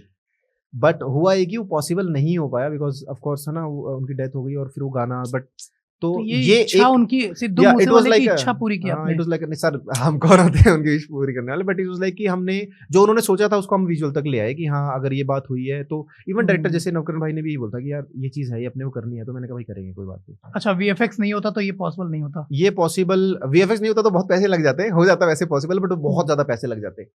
तो अब वही होता है ना, बजट कंस्ट्रेंट्स भी होते हैं, बिकॉज़ अब मतलब गानों पे उतना बजट आप नहीं लगा सकते हो कि भाई है ना, क्योंकि अब वो जो पर्सन है ही नहीं, जो उसके हाथ में वो डिसीजन है ही नहीं है, वो डिसीजन मैनेजमेंट के पास चला जाता है, तो फिर है ना, उसमें फिर बिजनेस इन्वॉल्व होते हैं, काफ़ी चीज़ें इन्वॉल्व हो जाती हैं। तो इतना नहीं था कि, और फिर वही चीज़ है सर, अगर ट्रैक्टर वहाँ पे लेके भी जाते तो still you can not put the artist on the tractor ना, फिर वही बात है घूम फिर के, फिर वो परमिशंस लेना एंड ऑल दैट। अब अगर सिद्धू भाई होते तो डायरेक्टली वो किसी भी गाड़ी में से शूट कर लेते, बट अगर हमें शूट करें तो फिर वो टेक्नोलॉजी उस वजह से चाहिए कि भाई आप शूट करो तो फिर ऐसा ही शॉट चाहिए भाई, अगर दूसरा शॉट करेंगे तो फेस नहीं आप उसमें कर सकते, चीज़ें नहीं कर सकते, या 3D आर्टिस्ट भी प्लेस करोगे तो मुश्किल होता है, तो फिर सारा ही CGI कर दिया कि पूरा ब्रिज बनाया, पूरा ट्रैक्टर बनाया, फिर आर्टिस्ट को 3D मॉडल क्रिएट किया, उनको उस पर प्लेस किया, और फिर है ना पूरा शॉट जो है वो डिज़ाइन किया। तो ठीक है, CGI की बहुत पावर है, वो चीज़ है, ठीक है। जब बात आप कर रहे हो सीजीआई के, तो क्या एआई का भी इम्पैक्ट हो सकता है इसमें? है सर, हो क्या सकता है। अभी जो हमारे एग्जिस्टिंग सॉफ्टवेयर्स हैं उसमें काफ़ी सारे AI के टूल्स हैं, ट्रैकिंग में यूज़ आते हैं, जो रोटोस्कोपी में यूज़ आते हैं। रोटोस्कोपी टेक्निक है जिसमें आप एजेस कटती हैं आर्टिस्ट की, बैकग्राउंड से उसको रिमूव कर सकते हो विदाउट ग्रीन स्क्रीन।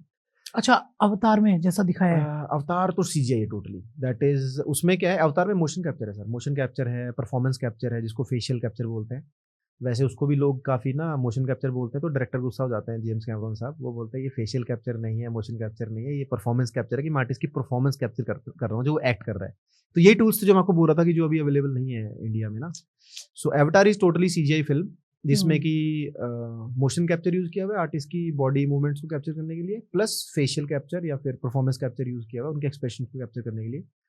और भी मूवीज़ में यूज़ हुआ है, जैसे गॉडजिला हो गई, ऐसी मूवीज़ हैं, प्लैनेट ऑफ द एप्स है, जिसमें सारे जो है चिंपैंजीज और बंदर, Marvels। हाँ वो, और बिल्कुल ऑफ कोर्स, तो बहुत मूवीज़ इसमें यूज़ करते हैं ये वाली टेक्नोलॉजी। तो क्या अभी कभी इंडिया में ऐसी कोई टेक्नोलॉजी, मतलब इस लेवल का वीएफएक्स हो पाएगा जैसे मार्वल में हुआ है, अवतार में हुआ है? सर अभी हो रहा है, काफ़ी मूवीज़ में हुआ है, मतलब जैसे ब्रह्मास्त्र अच्छी मूवी थी वीएफएक्स के मामले में, हालांकि पहले काफ़ी उसका, जब मूवी नहीं आई थी तब तक काफ़ी यूट्यूब पर और बहुत ऐसे बोला गया कि यार बेकार वीएफएक्स है, ये है वो है। जब फिल्म आई तो फिर काफ़ी लोगों को समझ में आया कि एक्चुअल में अच्छा वीएफएक्स है। कुछ मूवीज़ थी जिनका नहीं भी था अच्छा वीएफएक्स, बट कुछ का बहुत अच्छा है आज के टाइम पे। आरआरआर जैसे मैंने आपको बताया, बाहुबली है, उसका बहुत अच्छा वीएफएक्स है। तो मेरे ख्याल में ना टेक्नोलॉजी आए चाहे नहीं आए, बट आई थिंक कोलैबोरेशंस काफ़ी इंपॉर्टेंट है आज के टाइम पर। तो इंडिया और फॉरेन की ना कोलैबोरेशंस होने लग गई हैं अब, क्योंकि वार्नर ब्रदर्स हो गए या मार्वल हो गए, ये लोग काफ़ी इंटरेस्टेड है अभी इंडिया में, क्योंकि इंडिया को ना एज अ मार्केट देख रहे हैं अभी तक। तो ये मार्केट इन द सेंस कि ये लोग देख रहे हैं कि यहाँ पे देखने वाले लोग बहुत हैं, बट ये लोग इसमें इन्वेस्ट करेंगे। सो दे विल हैव कोलैबोरेशंस कि यहाँ के फिल्म मेकर्स वहाँ जाके शूट करें या वहाँ के लोग यहाँ पर आएँ। पहले भी आते हैं, बट आई थिंक ये और बढ़ेगा।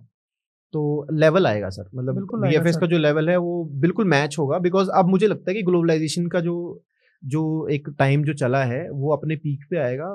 लैंग्वेजेस मिक्स होंगी, कल्चर्स मिक्स होंगे, वे ऑफ लिविंग मिक्स होगा। अब हम फोन पे बैठे बैठे सारी दुनिया देख पा रहे हैं, मैक्सिको भी देख पा रहे हैं, हम सब जगह बिल्कुल देख पा रहे आएगा। हैं कि वहाँ पे लोग क्या खा रहे हैं, कैसे रह रहे हैं। इवन आपने ट्रैवलिंग की बात की, ट्रैवलिंग अपने आप में like it's a big industry now.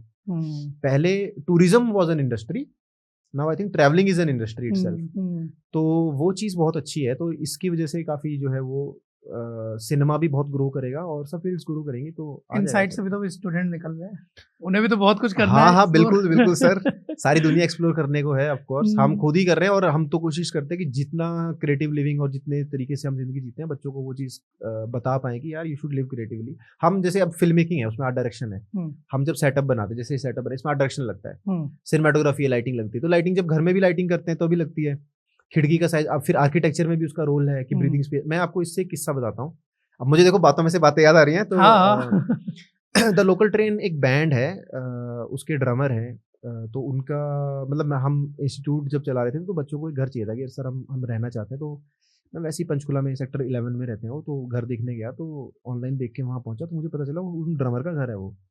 And like he was one of the most famous bands है लोकल ट्रेन पहले के टाइम पे, मतलब उनकी वो आप बोल सकते हो कि सेंसेशन थे वो। अब तो वो लोग नहीं करते साथ में काम। तो उनके मैं घर गया और उन्होंने बोला ठीक है आप देख लो।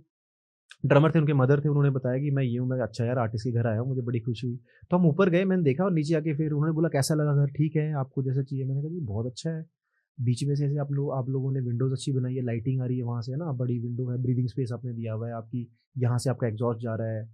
तो उनको बड़ा अच्छा लगा कि यार ये बंदा ऐसे आर्किटेक्ट क्यों। अब उनके फादर आर्किटेक्ट हैं, तो he design the house according to architecture proper करके, और मैंने वो चीजें देख ली। तो उनको ये हैरानी होगी यार ये तो फिल्म मेकर आदमी है, इसको आर्किटेक्चर कैसे समझ में आ रहा है। तो वो इसलिए हो पाया बिकॉज मैं आर्ट डायरेक्शन पढ़ाता हूँ और मैंने वो चीज सीखी है कि यार लाइटिंग का क्या रोल है या किस तरह से स्ट्रक्चर का रोल होता है। तो रियल लाइफ में ना बहुत ज्यादा इम्पैक्ट है फिल्म मेकिंग का या क्रिएटिव लिविंग का। तो I think everybody should have that thing in their life कि सबको ना थोड़ा क्रिएटिवली जीना चाहिए चीज़ें, हर चीज़ में कुछ ना कुछ क्रिएटिविटी ढूंढे करें, तो मज़ा आता है, बहुत मज़ा आता है इसी में। जी। ब्रह्मास्त्र में कई लोगों ने बताया कि यार ये कमी रह गई वीएफएक्स में, ये एडिटिंग में कमी रहेगी। आपके नज़रों से कभी ऐसा लगा कि कमी रह गई और उसको सुधारे कैसे?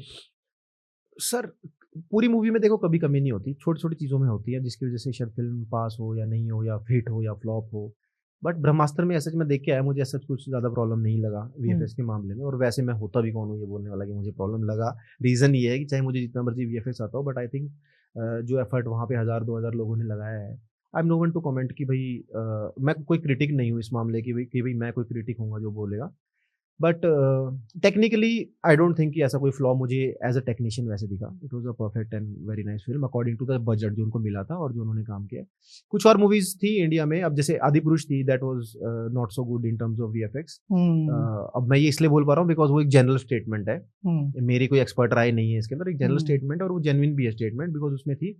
और उसमें क्या ऊपर रहा क्या नीचे रहा मुझे नहीं पता, वो बीटीएस और जो डायरेक्टर्स है वो जानते होंगे, बट वो इतना बेटर नहीं थी। लेकिन जो जैसे अब आपने ब्रह्मास्त्र का नाम लिया, तो ब्रह्मास्त्र के टाइम पे काफ़ी लोगों ने गालियाँ दी ब्रह्मास्त्र को। मैंने जैसे आपको बताया कि मूवी आने से पहले, फिर बाद में लोगों ने उन्हें गालियाँ दी कि भाई जो आप बता रहे थे है ना वो मूवी में सच नहीं है। तो आई थिंक अर्ली स्टेटमेंट्स देने से लोगों को बचना चाहिए थोड़ा सा। ये एक एज एन आर्टिस्ट मैं ये चीज़ बताना चाहूँगा लोगों को ना कि आप ज़्यादा क्रिटिक बनने की कोशिश ना करें काम में किसी की, जब तक कि आपका खुद वो लेवल ना बन जाए। अब जनरल ऑडियंस कुछ भी बोल सकती है, देखो मैं वीएफएक्स नहीं करता और मैं वीएफएक्स को कुछ भी बोल दूं तो ठीक है, पर एक वीएफएक्स आर्टिस्ट वीएफएक्स के बारे में बोलने लग जाए विदाउट एनी है ना एक्सट्रीम नॉलेज या उस लेवल का नहीं होने के बाद, I think that is not good. ये थोड़ा सा बचना चाहिए आज के टाइम। हालांकि वही बात है कि व्यूज लेने के लिए या वो सब चीजें करने के लिए कभी कभी लोग बोल देते हैं, कुछ भी बोल देते हैं। तो नॉर्मल आदमी बोले ठीक है, उसको बेचारे को नहीं पता, वो अपनी अपनी राय बता रहा है, मन की बात बता रहा है, ठीक है भाई। आप टेक्निकल बंदे हो गए, टेक्निकल बातें करने की कोशिश कर रहे हैं, बट उतनी नहीं जा रही, तो आई थिंक उसको थोड़ा अवॉइड करना चाहिए। इसलिए मैं भी अवॉइड करता हूँ। अगर मेरी स्टेटमेंट ये है तो मैं फिर उस पर खुद भी टिकता हूँ। मैं जनरली ज्यादा वैसे ये नहीं बताता कि क्या कमी थी, बट मैं ये बताता हूँ कि अच्छा क्या था, अच्छा बहुत कुछ था। अभी तक का आपका सबसे अच्छा प्रोजेक्ट कौन सा रहा है? अभी तक का sir old school of course, और फिर सेकंड नंबर पे चोरनी, 2 प्रोजेक्ट्स ऐसे हैं जो मतलब top of the top projects जो हमने करे हैं। और आने वाला कौन सा प्रोजेक्ट है? आने वाले प्रोजेक्ट्स जैसे मैंने आपको बोला काफ़ी हैं। अभी जो हमारा मेन प्रोजेक्ट जो चल रहा है, जो जैसे मैंने आपको बताया था कि इनसाइड मोशन पिक्चर्स और inside institute of film making का एक कोलैबोरेशन का हमारा प्रोजेक्ट है, जिसमें कि हम स्टूडेंट्स को लाइव फिल्म, और क्योंकि अब हम काफ़ी ओटीटीज और है ना काफ़ी प्रोडक्शन हाउस के साथ कोलैबोरेट करने की भी सोच रहे हैं, और काफ़ी उस पर काम चल भी रहा है। अब हम ये चाहते हैं कि कोई भी स्टूडेंट या कोई भी बच्चा हमारे पास जो काम करने आए, वो सीधा उसका काम अब रिलीज हो कहीं बढ़िया, रादर देन कि बस वो सीख के जाए फिर कुछ करे। तो उस लेवल का काम अभी चल रहा है। तो ये प्रोजेक्ट अभी बहुत बड़ा उठाया हुआ है, तो इस पे कर रहे हैं काम तगड़ा लेवल पे। जी जी। एक्टर का नाम नहीं बताएंगे? एक्टर्स के नाम नहीं पता। एक्टर्स का नाम लेके सर क्या करेंगे, जब वो एक्चुअल में क्या होता है, वो आएंगी चीजें, वो दिख जाएंगी, काफी चीजें हैं जो इन प्रोसेस हैं।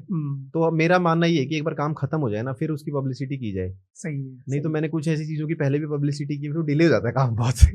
तो अच्छा, एक मेरा पर्सनल क्वेश्चन है, मेरे सर। पर्सनल लेवल पे क्वेश्चन ये है कि जैसे हम सोशल मीडिया इन्फ्लुएंसर्स को क्या होता है ना, कोई पूरी आज़ादी है, हमने हाँ जी। वीडियो बनाया, कुछ भी बनाया, सॉन्ग बनाया, कुछ भी गाया, पढ़ाया, डाल दिया यूट्यूब पे, फेसबुक पर, इंस्टाग्राम पे।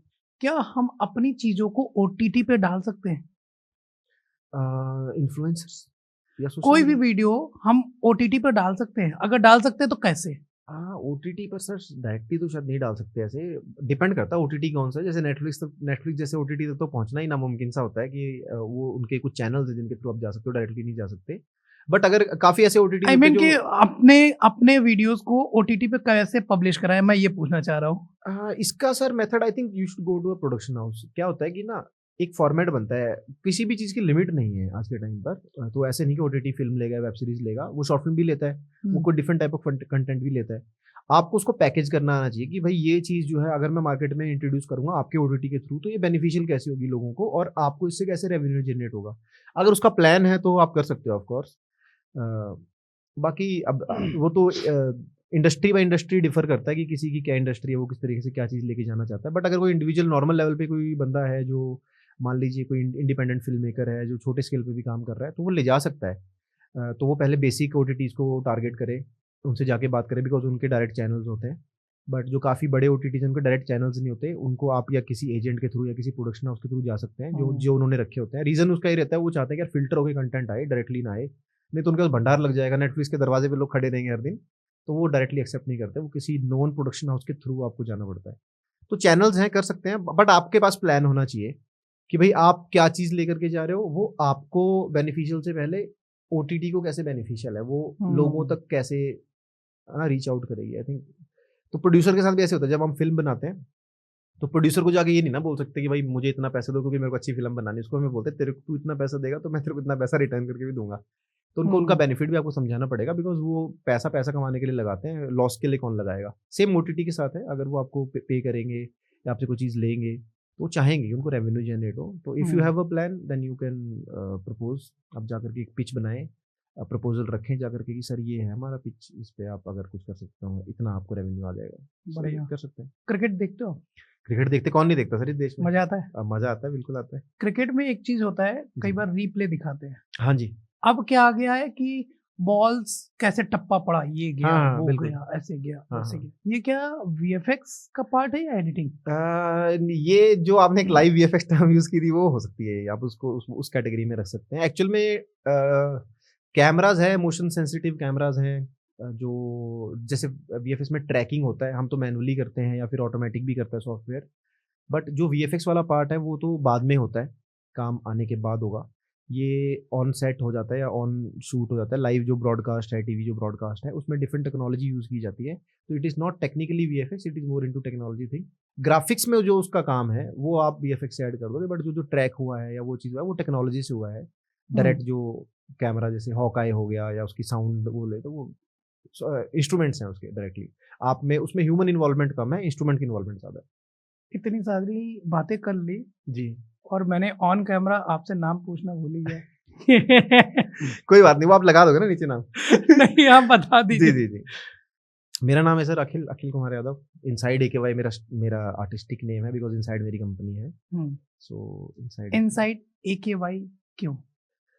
इनसाइड जैसे मैंने आपको बताया, AKY अखिल कुमार यादव है, शॉर्ट फॉर्म है मेरे नाम की। तो मेरे गांव में बहुत सारे AKY है, सारे हैं ऑलमोस्ट, जिसका नाम A से शुरू होता है वो सारे कुमार यादव तो सब लगा ही लेते हैं। ओके।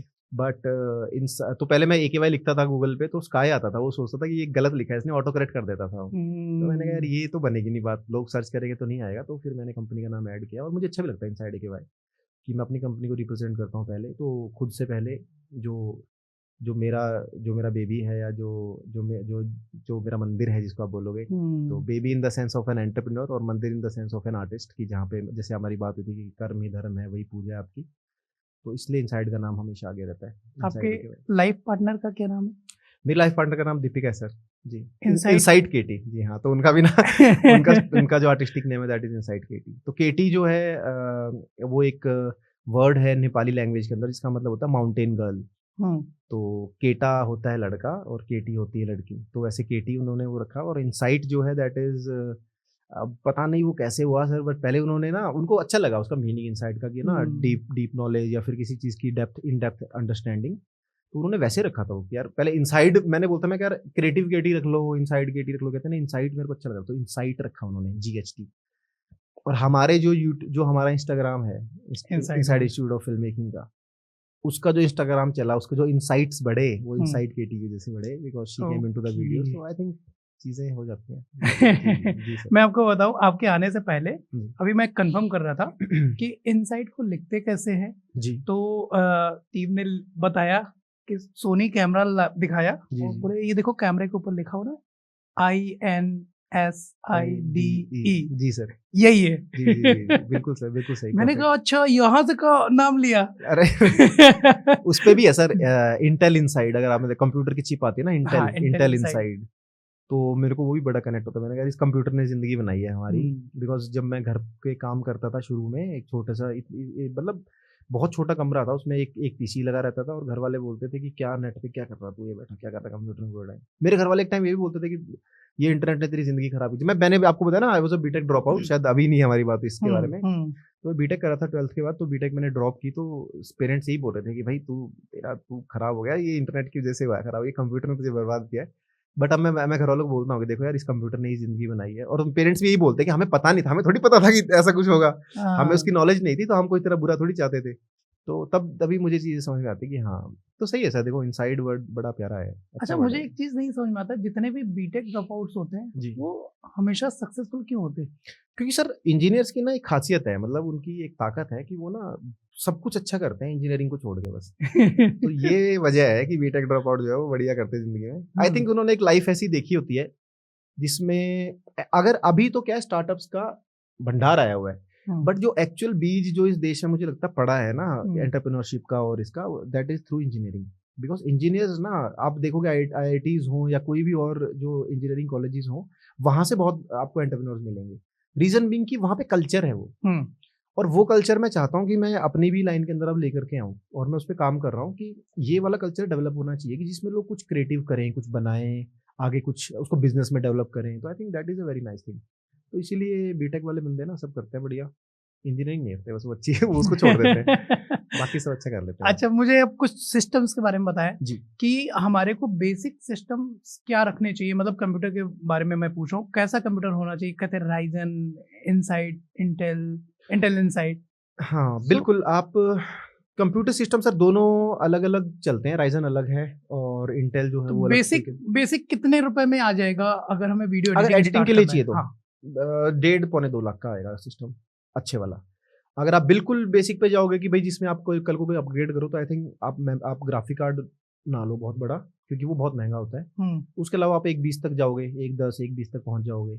फिर अगर आपको लगता है चलो मैं प्रोसेसर भी थोड़ा सा भी कम ले लेता हूँ, i5 ले लेता हूँ i7 की जगह, या है ना, तो फिर आप 80,000 तक आ जाओगे, 70 तक आ जाओगे। बट 70 से नीचे तो ना ही आए। 70-80,000 is a basic starting limit. 1,10,000 1,20,000 तक अपग्रेडिंग लिमिट है कि इसके बाद मेरे को कुछ अपग्रेड करना पड़ेगा 5-6 महीने के बाद। और 1,50,000 70,000 80,000 एक ऐसी लिमिट है जहाँ पर आप 2-3 साल तक पीसी आराम से चला सकते हैं। तो हमारे भी इंस्टीट्यूट में जो हम कंप्यूटर्स देते हैं स्टूडेंट्स को, दे आर लाइक अराउंड 150-160,000, 1,60,000 के आसपास का सिस्टम होता है। i7 है, उसमें 4060 और 3070 और 4060 ग्राफिक कार्ड्स लगे हुए हैं, और 16 GB 32 GB रैम है मिनिमम। तो ये सिस्टम नेसेसरी होता है। अगर ये चलता है तो आप स्मूथली काम कर सकते हो। फिर बाद में तो पैसा जितना डाली जाओ, कोई लिमिट ही नहीं है। सो सॉन्ग्स जब आप एडिट करते हैं, वीएफएक्स करते हैं और उसको रेंडर करते हैं, कभी जी। ऐसा नहीं हुआ हैंग हो गया सिस्टम? होता है सर, बिल्कुल होता है, क्यों नहीं होता। धुएं निकल जाते हैं सिस्टम के।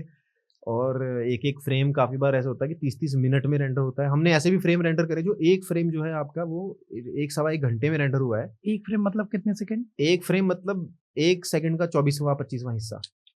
तो मतलब 25 घंटे में, मतलब एक दिन के अंदर उसका 1 सेकंड रेंडर होगा उस शॉट का। तो ऐसे भी है। बट अभी हम, जैसे मैंने बोला, अभी हमारे पास कंप्यूटर्स हैं 12-15, तो हम क्या करते हैं 15 के 15 पीसी में लगा देते हैं रेंडर, थोड़े थोड़े पार्ट्स में करके। तो वो फिर फिर उसको बाद में फाइल्स को कंबाइन करके आप एक साथ कंपाइल कर दो, तो फिर वो वीडियो बन जाती है। तो वो अच्छा है। यूजुअली लोग ना रेंडर मशीन्स बनवा लेते हैं कि उस पर काम नहीं करते, सिर्फ रेंडर लगाएंगे उस पर। ओके। और एक और अच्छी सर्विस है रेंडरिंग में, that is cloud rendering. Cloud rendering में क्या होता है कि आप एक सब्सक्रिप्शन ले लो, सस्ती सी है, ज़्यादा महंगी भी नहीं होती। इसकी अलग अलग रेंडर फार्म, ऐसे अलग अलग कंपनीज हैं। आप ऑनलाइन अपना ब्लेंडर फाइल या कोई भी फाइल आप उसमें अपलोड कर दो, विद ऑल भी जो उसके एसेट्स वगैरह सब अपलोड कर दो, वो उसको रेंडर करके आपको देंगे। अरे वाह। तो जो मेरे पास रेंडर हो रहा है 1 घंटे में, वो वहाँ पे 1-2 मिनट में भी हो जाएगा। हाँ, बिकॉज उनके पास सिस्टम हाई एंड है, जो 10-10 लाख का 20-20 लाख का सिस्टम रखा हुआ है। उस पर वो रेंडर करके आपको बस रेंडर आउटपुट दे देंगे, आप उसको फिर यूज कर लो। तो बॉलीवुड में क्लाउड रेंडरिंग करते हैं, हमने करी सर बहुत गानों में। चोरनी में करी हमने। चोरनी में हमने जो डिवाइन का सीन है, जिसमें वो मुंबई का हमने पूरा ना, जो बीच है मुंबई वाला, जहाँ पे ताज होटल है, उसके सामने पूरा हमने पूरा रोड बनाया था, पूरा ताज होटल के साथ पूरा वो नेकलेस बनाया है। हाँ, पूरा 3D बनाया था वो। तो उसका पूरा रेंडर वो बहुत हैवी होगा था। तो पीसी तो मना कर रहा था, उसकी वीरैम से भी ऊपर चलेगी चीज वो, कि इतना सारा उसमें डाटा अक्यूमुलेट हो गया था। तो हमने क्लाउड रेंडर किया था, आधे घंटे में रेंडर हो गया वो। हाँ, आधे घंटे में रेंडर हो गया। और मेरे ख्याल में 7-8 हज़ार रुपये लगे हमारे लिए। हाँ, 8,000 7-8 हज़ार रुपये में क्लाउड रेंडरिंग हो गया। हाँ, तो ठीक है। पर वही बात है, वो बस 15 सेकंड का रेंडर था, तो रेंडरिंग में 7-8 हज़ार रुपये लगे। तो वही, अगर आपके पास बजट आता है तो आप चीज़ें कर सकते हो। तो उधर था बजट की, हाँ आप थोड़ा सा आप चीज़ें कर सकते हो। तो फिर मैंने कहा चलो 7-8 हज़ार लग रहा है, लगाओ।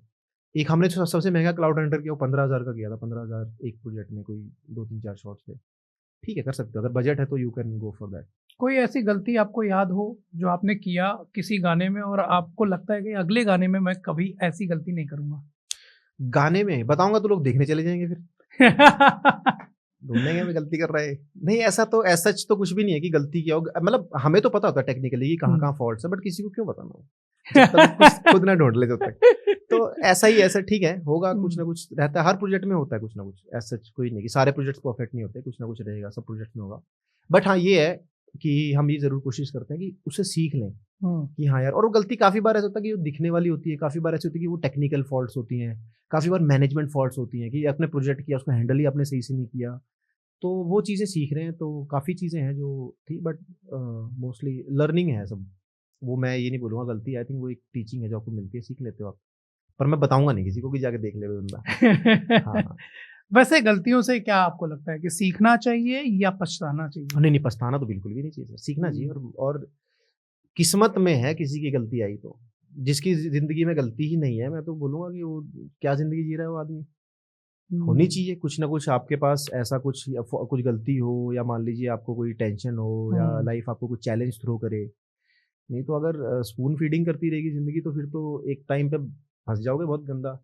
तो आई थिंक लाइफ ने जो मुझे सिखाया है चीज़ें, जितनी चीज़ें हमने प्रोजेक्ट्स के थ्रू, लाइफ के थ्रू, लोगों के थ्रू जो चीज़ें सीखी हैं, वो तो मैं गिफ्ट मानता हूँ कि भाई किस्मत है कि हम इतना, अब देखो कितना लायक बनाया कि सर आपके साथ बैठे हैं। अरे सर, समझ रहे हैं? नहीं तो किस की किस्मत है कि सर आपके साथ बैठ पाए। अभी आप बता रहे थे कि यहाँ पे इसरो के साइंटिस्ट भी आपके साथ आए हैं, उन्होंने भी बात की, बहुत लोगों ने बात की। तो आई एम प्रिविलेज्ड कि मैं उस जगह पे आकर बैठा हूँ जहाँ पर है ना अच्छे लोग आकर के अपनी बात बोल पा रहे हैं। और मैं तो अभी जैसे मैं बीटेक ड्रॉप आउट तो 12वीं पास हूँ मैं तो ये मैं मेरे तो लिए technically- सौभाग्य की बात है जी जी कि मैं आपके साथ पॉडकास्ट कर पा रहा हूँ, आपके थ्रू नॉलेज सबके साथ जी। शेयर कर पा रहा हूँ। मुझे मुझे ये बताइए कि मेरे स्टूडेंट्स या मेरे जो व्यूअर्स हैं जितने भी हैं, जी अगर वो करियर बनाना चाहते हैं वीएफएक्स या एडिटिंग की इंडस्ट्री में या सॉन्ग्स में या फिर इस फिल्म मेकिंग इंडस्ट्री में आना चाहते हैं, तो उनको स्क्रैच से कैसे शुरू करें और कोई बेवकूफ़ ना बनाए?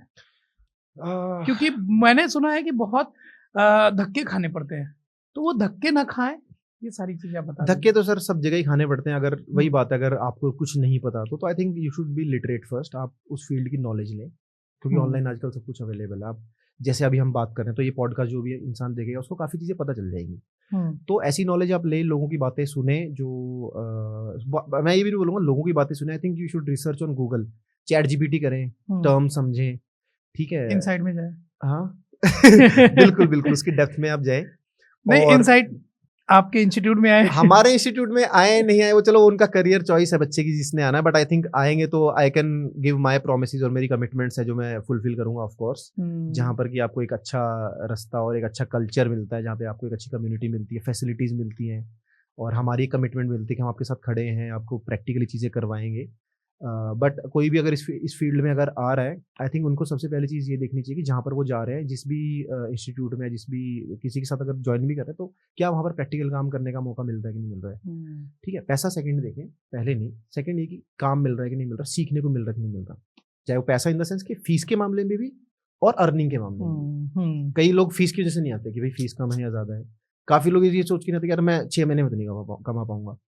अगर कोई बंदा आपको बैठा करके और 6 महीने में कमाई दे रहा है, बट 6 महीने, 8 महीने, 10 महीने के बाद आप उससे ऊपर नहीं जा पा रहे हो, जस्ट बिकॉज आपने प्रैक्टिकल सीखा ही नहीं, आप प्रैक्टिकली काम ही नहीं कर रहे थे, उसका क्या फ़ायदा। तो प्रैक्टिकल पहले समझो, आपकी स्किल ग्रो होगी कि नहीं होगी, क्या क्या चीज़ें आपको वहाँ पे पता चलेंगी वो समझे।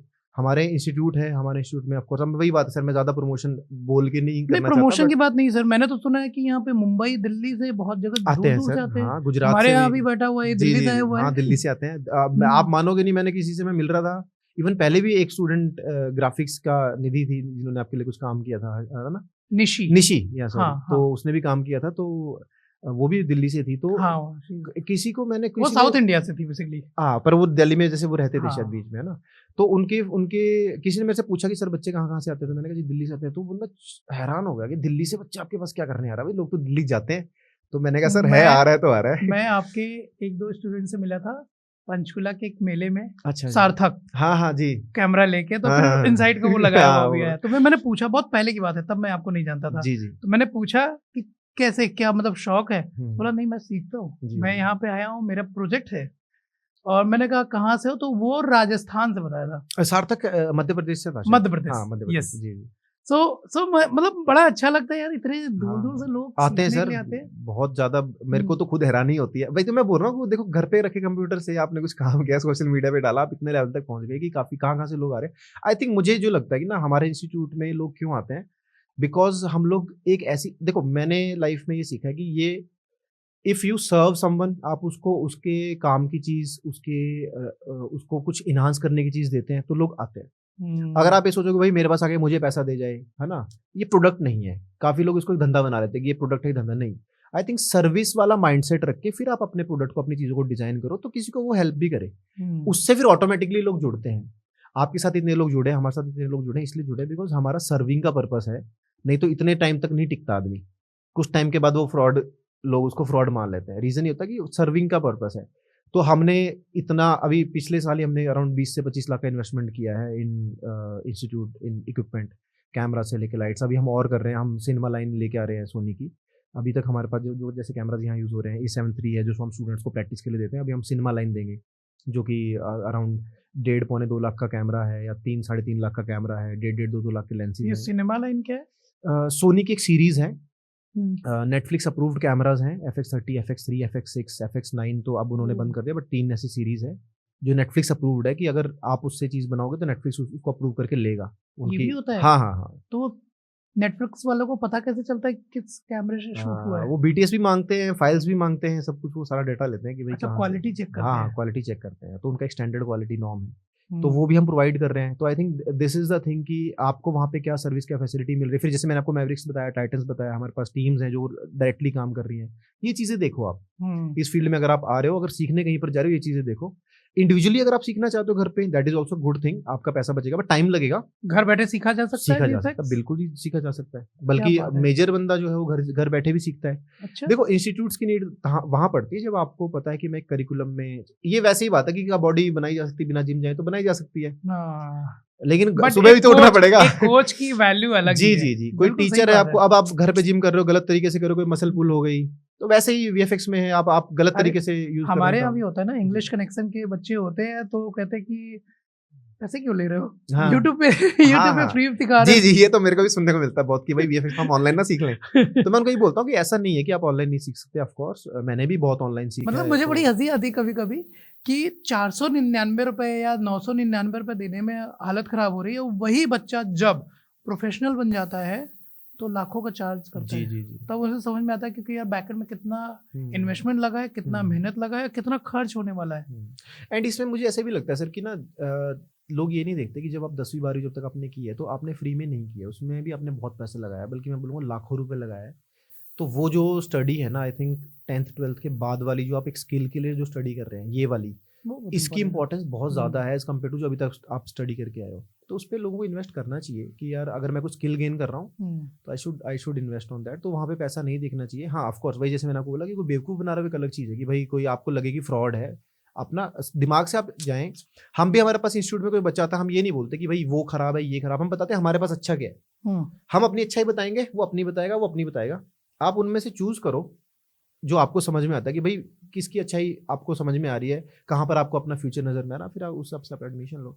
गुरु रंधावा के साथ आपने कोई काम किया है? नहीं सर, गुरु रंधावा के साथ हमारे स्टूडेंट्स ने किया, स्टूडेंट्स ने किया, मैंने नहीं किया।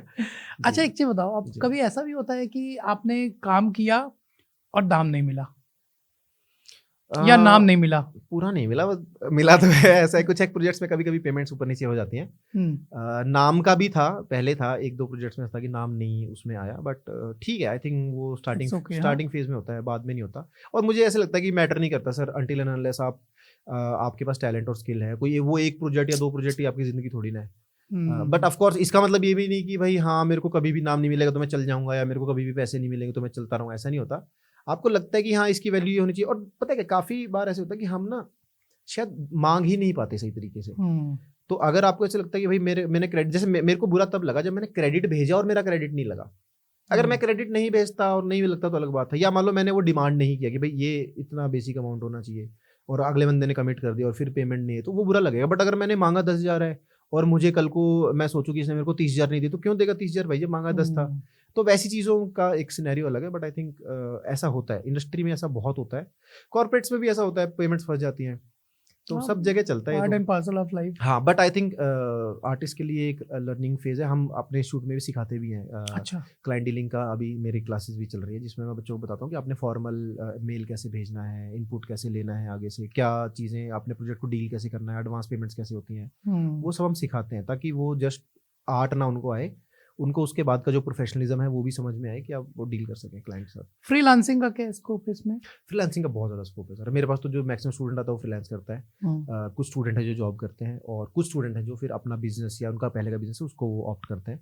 तो freelancing is a very good thing, because आज के टाइम पे इंपॉर्टेंस इसलिए बढ़ गई फ्रीलांसिंग की, कहीं बैठे हो कहीं और से काम आ जाता है। लोकल एरिया में जहाँ पे आप है शायद काम होना हो, तो ये एक बहुत ज़्यादा स्कोप है इस फील्ड के अंदर और लोग करते हैं, मतलब फॉरेन से भी करते हैं हमारे। इवन जैसे मैं अभी आपको बताता था ना, एक स्टूडेंट है उसको इंग्लिश बोलने में प्रॉब्लम है, बट वो काम फॉरेन के क्लाइंट का करता है, वो चैट जीपीटी से रिप्लाई लिखवा के भेज देता है। तो इस पर भी हम डिस्कस कर रहे थे कि इंग्लिश का भी कुछ करते हैं, तो ये भी एक नीड है कि स्टूडेंट्स में जो है पर्सनैलिटी डेवलपमेंट भी थोड़ा सा होना चाहिए। आई थिंक वो एक बहुत इंपॉर्टेंट पार्ट है, बिकॉज आर्ट में जो बच्चे आ रहे हैं या फिल्म लाइन में जो बच्चे आ रहे हैं वो ना अपनी पर्सनैलिटी को नहीं डेवलप करके आ रहे। वो ज़्यादातर आते हैं कि बस ठीक है मुझे कुछ करना है, पढ़ाई के अलावा कुछ करना है। बट आई थिंक अपनी बॉडी लैंग्वेज, पर्सनैलिटी, वो उस पर भी काम सबको करना चाहिए। सो ओवरऑल आप खुश हो कि जो आप कर रहे हो, जो एजुकेशन दे रहे हो, लोगों की लाइफ बदल रहे हो आप जी, उससे आपके पेरेंट्स और आप खुश हो? पेरेंट्स भी खुश है अब तो, पेरेंट्स को तो पैसा से मिल जाए खुश हो जाते हैं सर। पेरेंट्स का देखो एक ही डर होता है कि बच्चे का करियर बन जाए या वो अपने पैरों पे खड़ा हो जाए, अपनी रिस्पॉन्सिबिलिटीज उठा ले। तो पेरेंट्स तो बहुत पहले से खुश हो गए थे जब उनको पहले गड्डी जाके मैंने पकड़ाई थी कि भाई ये पैसे कमा के लाए अपने काम से, तो बोले वाह वाह ये अच्छा है, मतलब तो कुछ कर लेगा, अब उनकी टेंशन खत्म। तो they were always proud, they were always loving, तो उसका कोई इशू नहीं है। और खुद मैं बहुत ज़्यादा खुश हूँ, मतलब हद से ज़्यादा खुश हूँ, और टचवुड मेरी खुशी को मेरी नजर ना लगे कसम से। चलिए इसी बात पे हम आपसे कुछ रैपिड फायर राउंड जी करना चाहूंगा। थोड़े थोड़े सर हल्के हल्के बिजनेस सवाल, ज़्यादा भारी मत दागना sir please. So best project आपका? Best project sir old school, bestest project. Best movie in Bollywood? Best movie in Bollywood 3 idiots sir, जिसने मेरी लाइफ बदली सर। VFX best movie? VFX की बेस्ट मूवी बॉलीवुड की ब्रह्मास्त्र अच्छी थी सर, ब्रह्मास्त्र मुझे बहुत बहुत सही लगी। RRR भी बहुत अच्छी लगी मुझे VFX की। ये दोनों मूवीज अभी लेटेस्ट ही होंगी जो होंगी, पहले वाली मूवीज में ऑफ कोर्स इतना VFX टेक्नोलॉजी नहीं थी, बट ये वाली अच्छी है, अभी अच्छा हो रहा है VFX। बेस्ट सॉन्ग जिसमें VFX यूज हुआ? बेस्ट सॉन्ग मतलब जो मैंने ना किया वैसा कुछ, जो मैंने ना किया वैसा बेस्ट सॉन्ग अभी एक आया सर, बड़ा अच्छा गाना है, मुझे आर्टिस्ट का नाम नहीं याद आ रहा, बट उस एक बंदे ने गाना बनाया, वही सिंगर है, उसी ने अपनी वीडियो शूट के 3 साल में उसने VFX किया है। 2020-21 में उसने प्रोजेक्ट शुरू किया था, वो मुझे बेस्ट लगता है कि उस एक बंदे ने पूरा गाना किया। मैं प्लीज मैं देखता हूँ, लिंक भेजता हूँ आपको, वो चला देना वीडियो वगैरह ना थोड़ी सी, वो बहुत अच्छा। VFX के लिए बेस्ट सॉफ्टवेयर? VFX के लिए बेस्ट सॉफ्टवेयर बिगिनर्स के लिए जो स्टार्ट कर रहे हैं, आई थिंक आफ्टर इफेक्ट्स है, इजी टू यूज और इजीली एक्सेसिबल। जो कोई चाहता है कि हाँ मैं मतलब इंडस्ट्री स्टैंडर्ड ही काम करूँ, जैसे मान लीजिए मैं हूँ, तो अब इसके बाद अगर मैं आगे अगर उसको करना चाहूँ तो आई थिंक ब्लेंडर आप यूज़ कर सकते हो। ये 2 सॉफ्टवेयर बहुत प्यारे हैं। Best institute? बेस्ट इंस्टीट्यूट हमारा है सर, सबसे बढ़िया, इनसाइड सबसे अच्छा इंस्टीट्यूट हमारा है। उसका रीज़न ये है क्योंकि मुझे मेरे इंस्टीट्यूट का पता है, बाकियों का मुझे नहीं पता, तो मैं किसी के बारे में क्या कमेंट करूँ। जितनी मेरी जानकारी है, I think we are the best institute. But एक किसी को अगर एक्टिंग वगैरह में जाना है तो FTI है पुणे में, you can go for that, but वो बैचलर्स मांगते हैं। ओके। हम जैसे किसी की 12th है तो हम 12th भी एडमिशन लेते हैं, वो बैचलर्स होता है, उनका टेस्ट होता है। हमारा भी अभी एक कोर्स आएगा, उसमें टेस्ट होगा, अभी तक नहीं है टेस्ट। तो but like my commitment is 100%, अगर आपको सीखना है तो हम बैठे। हाईएस्ट अर्निंग कैपेसिटी कितनी है VFX आर्टिस्ट के लिए? VFX आर्टिस्ट की सर देखो, मैंने तो काफ़ी प्रोजेक्ट्स में बहुत पैसा लिया है, तो मैं अपनी ही बता सकता हूँ, मुझे बाकियों की नहीं पता, क्योंकि मैंने कुछ लोगों के काम देखे हैं, वो बताते हैं कि भाई वो $thousands of dollars भी चार्ज करते हैं। तो $thousands of dollars तो चलो हमने भी चार्ज किए हैं, लेकिन वो उनके जो thousands थे ना, वो बहुत ज़्यादा thousands थे। तो वो देख के ना मुझे लगा कि इतने thousands बहुत ज़्यादा होते हैं, और वो काम भी, पर वो काम ना स्पेसिफिक था। तो लाइक वो बंदा शायद कुछ स्पेसिफिक कुछ कर रहा था, मुझे नहीं एग्जैक्टली याद कि क्या करता था, बट वो CGI में कुछ कर रहा था, और वो ना रेयर होती है कुछ चीज़ें। VFX में कुछ ऐसी चीज़ें जो बहुत टाइम टेकिंग है, सीखने में बहुत टाइम लगेगा, 4-6 साल आपको लग जाएंगे, लेकिन ना बहुत उसकी बहुत छोटी ही वो है, ज़्यादा लोग हैं नहीं उसके अंदर, तो उसमें आप बहुत पैसा चार्ज कर सकते हो, मतलब लाखों रुपए, एक मतलब 2-4 शॉट का भी आप लाखों रुपए ले सकते हो। तो वो है, बट वही बात है, उसके लिए तपस्या है, अगर ज़्यादा कमाना है तो तपस्या है, कर सकते हो। बट एक स्टैंडर्ड जो है, एक VFX आर्टिस्ट इजीली 50-60-70 हज़ार रुपए जो है वो कमा सकता है, डिपेंडिंग ऑन हिज और हर ना कैपेसिटी, कर सकता है। Best student in your institute? Sir ऐसे नहीं, आप कईयों का दिल दुखा दोगे फिर ऐसे, मैं किसी एक और नहीं, मैं आपको बोलता हूँ ये ना ऐसे, ये जवाब ऐसे भी नहीं जाना चाहिए, जवाब ऐसे नहीं जाना चाहिए कि गुरु के लिए ना सारे बेस्ट होते हैं। मैं भेदभाव नहीं करता अपने स्टूडेंट के अंदर, अगर मैं बोलूँगा तो शायद दूसरे के साथ भेदभाव होगा, और मैं रखता भी ऐसे हूँ। कोई भी बच्चा किसी भी स्केल लेवल का हो, उसको कितना कुछ आता हो नहीं आता हो, उसका बोलचाल जैसा मर्जी हो, for me everyone is God's child, और मैं उसको वैसे ट्रीट करता हूँ। मेरा काम है उसको शिक्षा देना, मैं उसको वैसे देखता हूँ, तो मेरे लिए सारे प्यारे हैं, और दिल के बहुत पास है सारे। जी। आपकी अर्निंग सालाना? मेरी अर्निंग वो मैं इनकम टैक्स डिपार्टमेंट को बता देता हूँ सर। उसके लिए सरकार ने लोग रखे हुए हैं, मैं उनको पूरा हिसाब किताब देते रहता हूँ। जी जी, बढ़िया।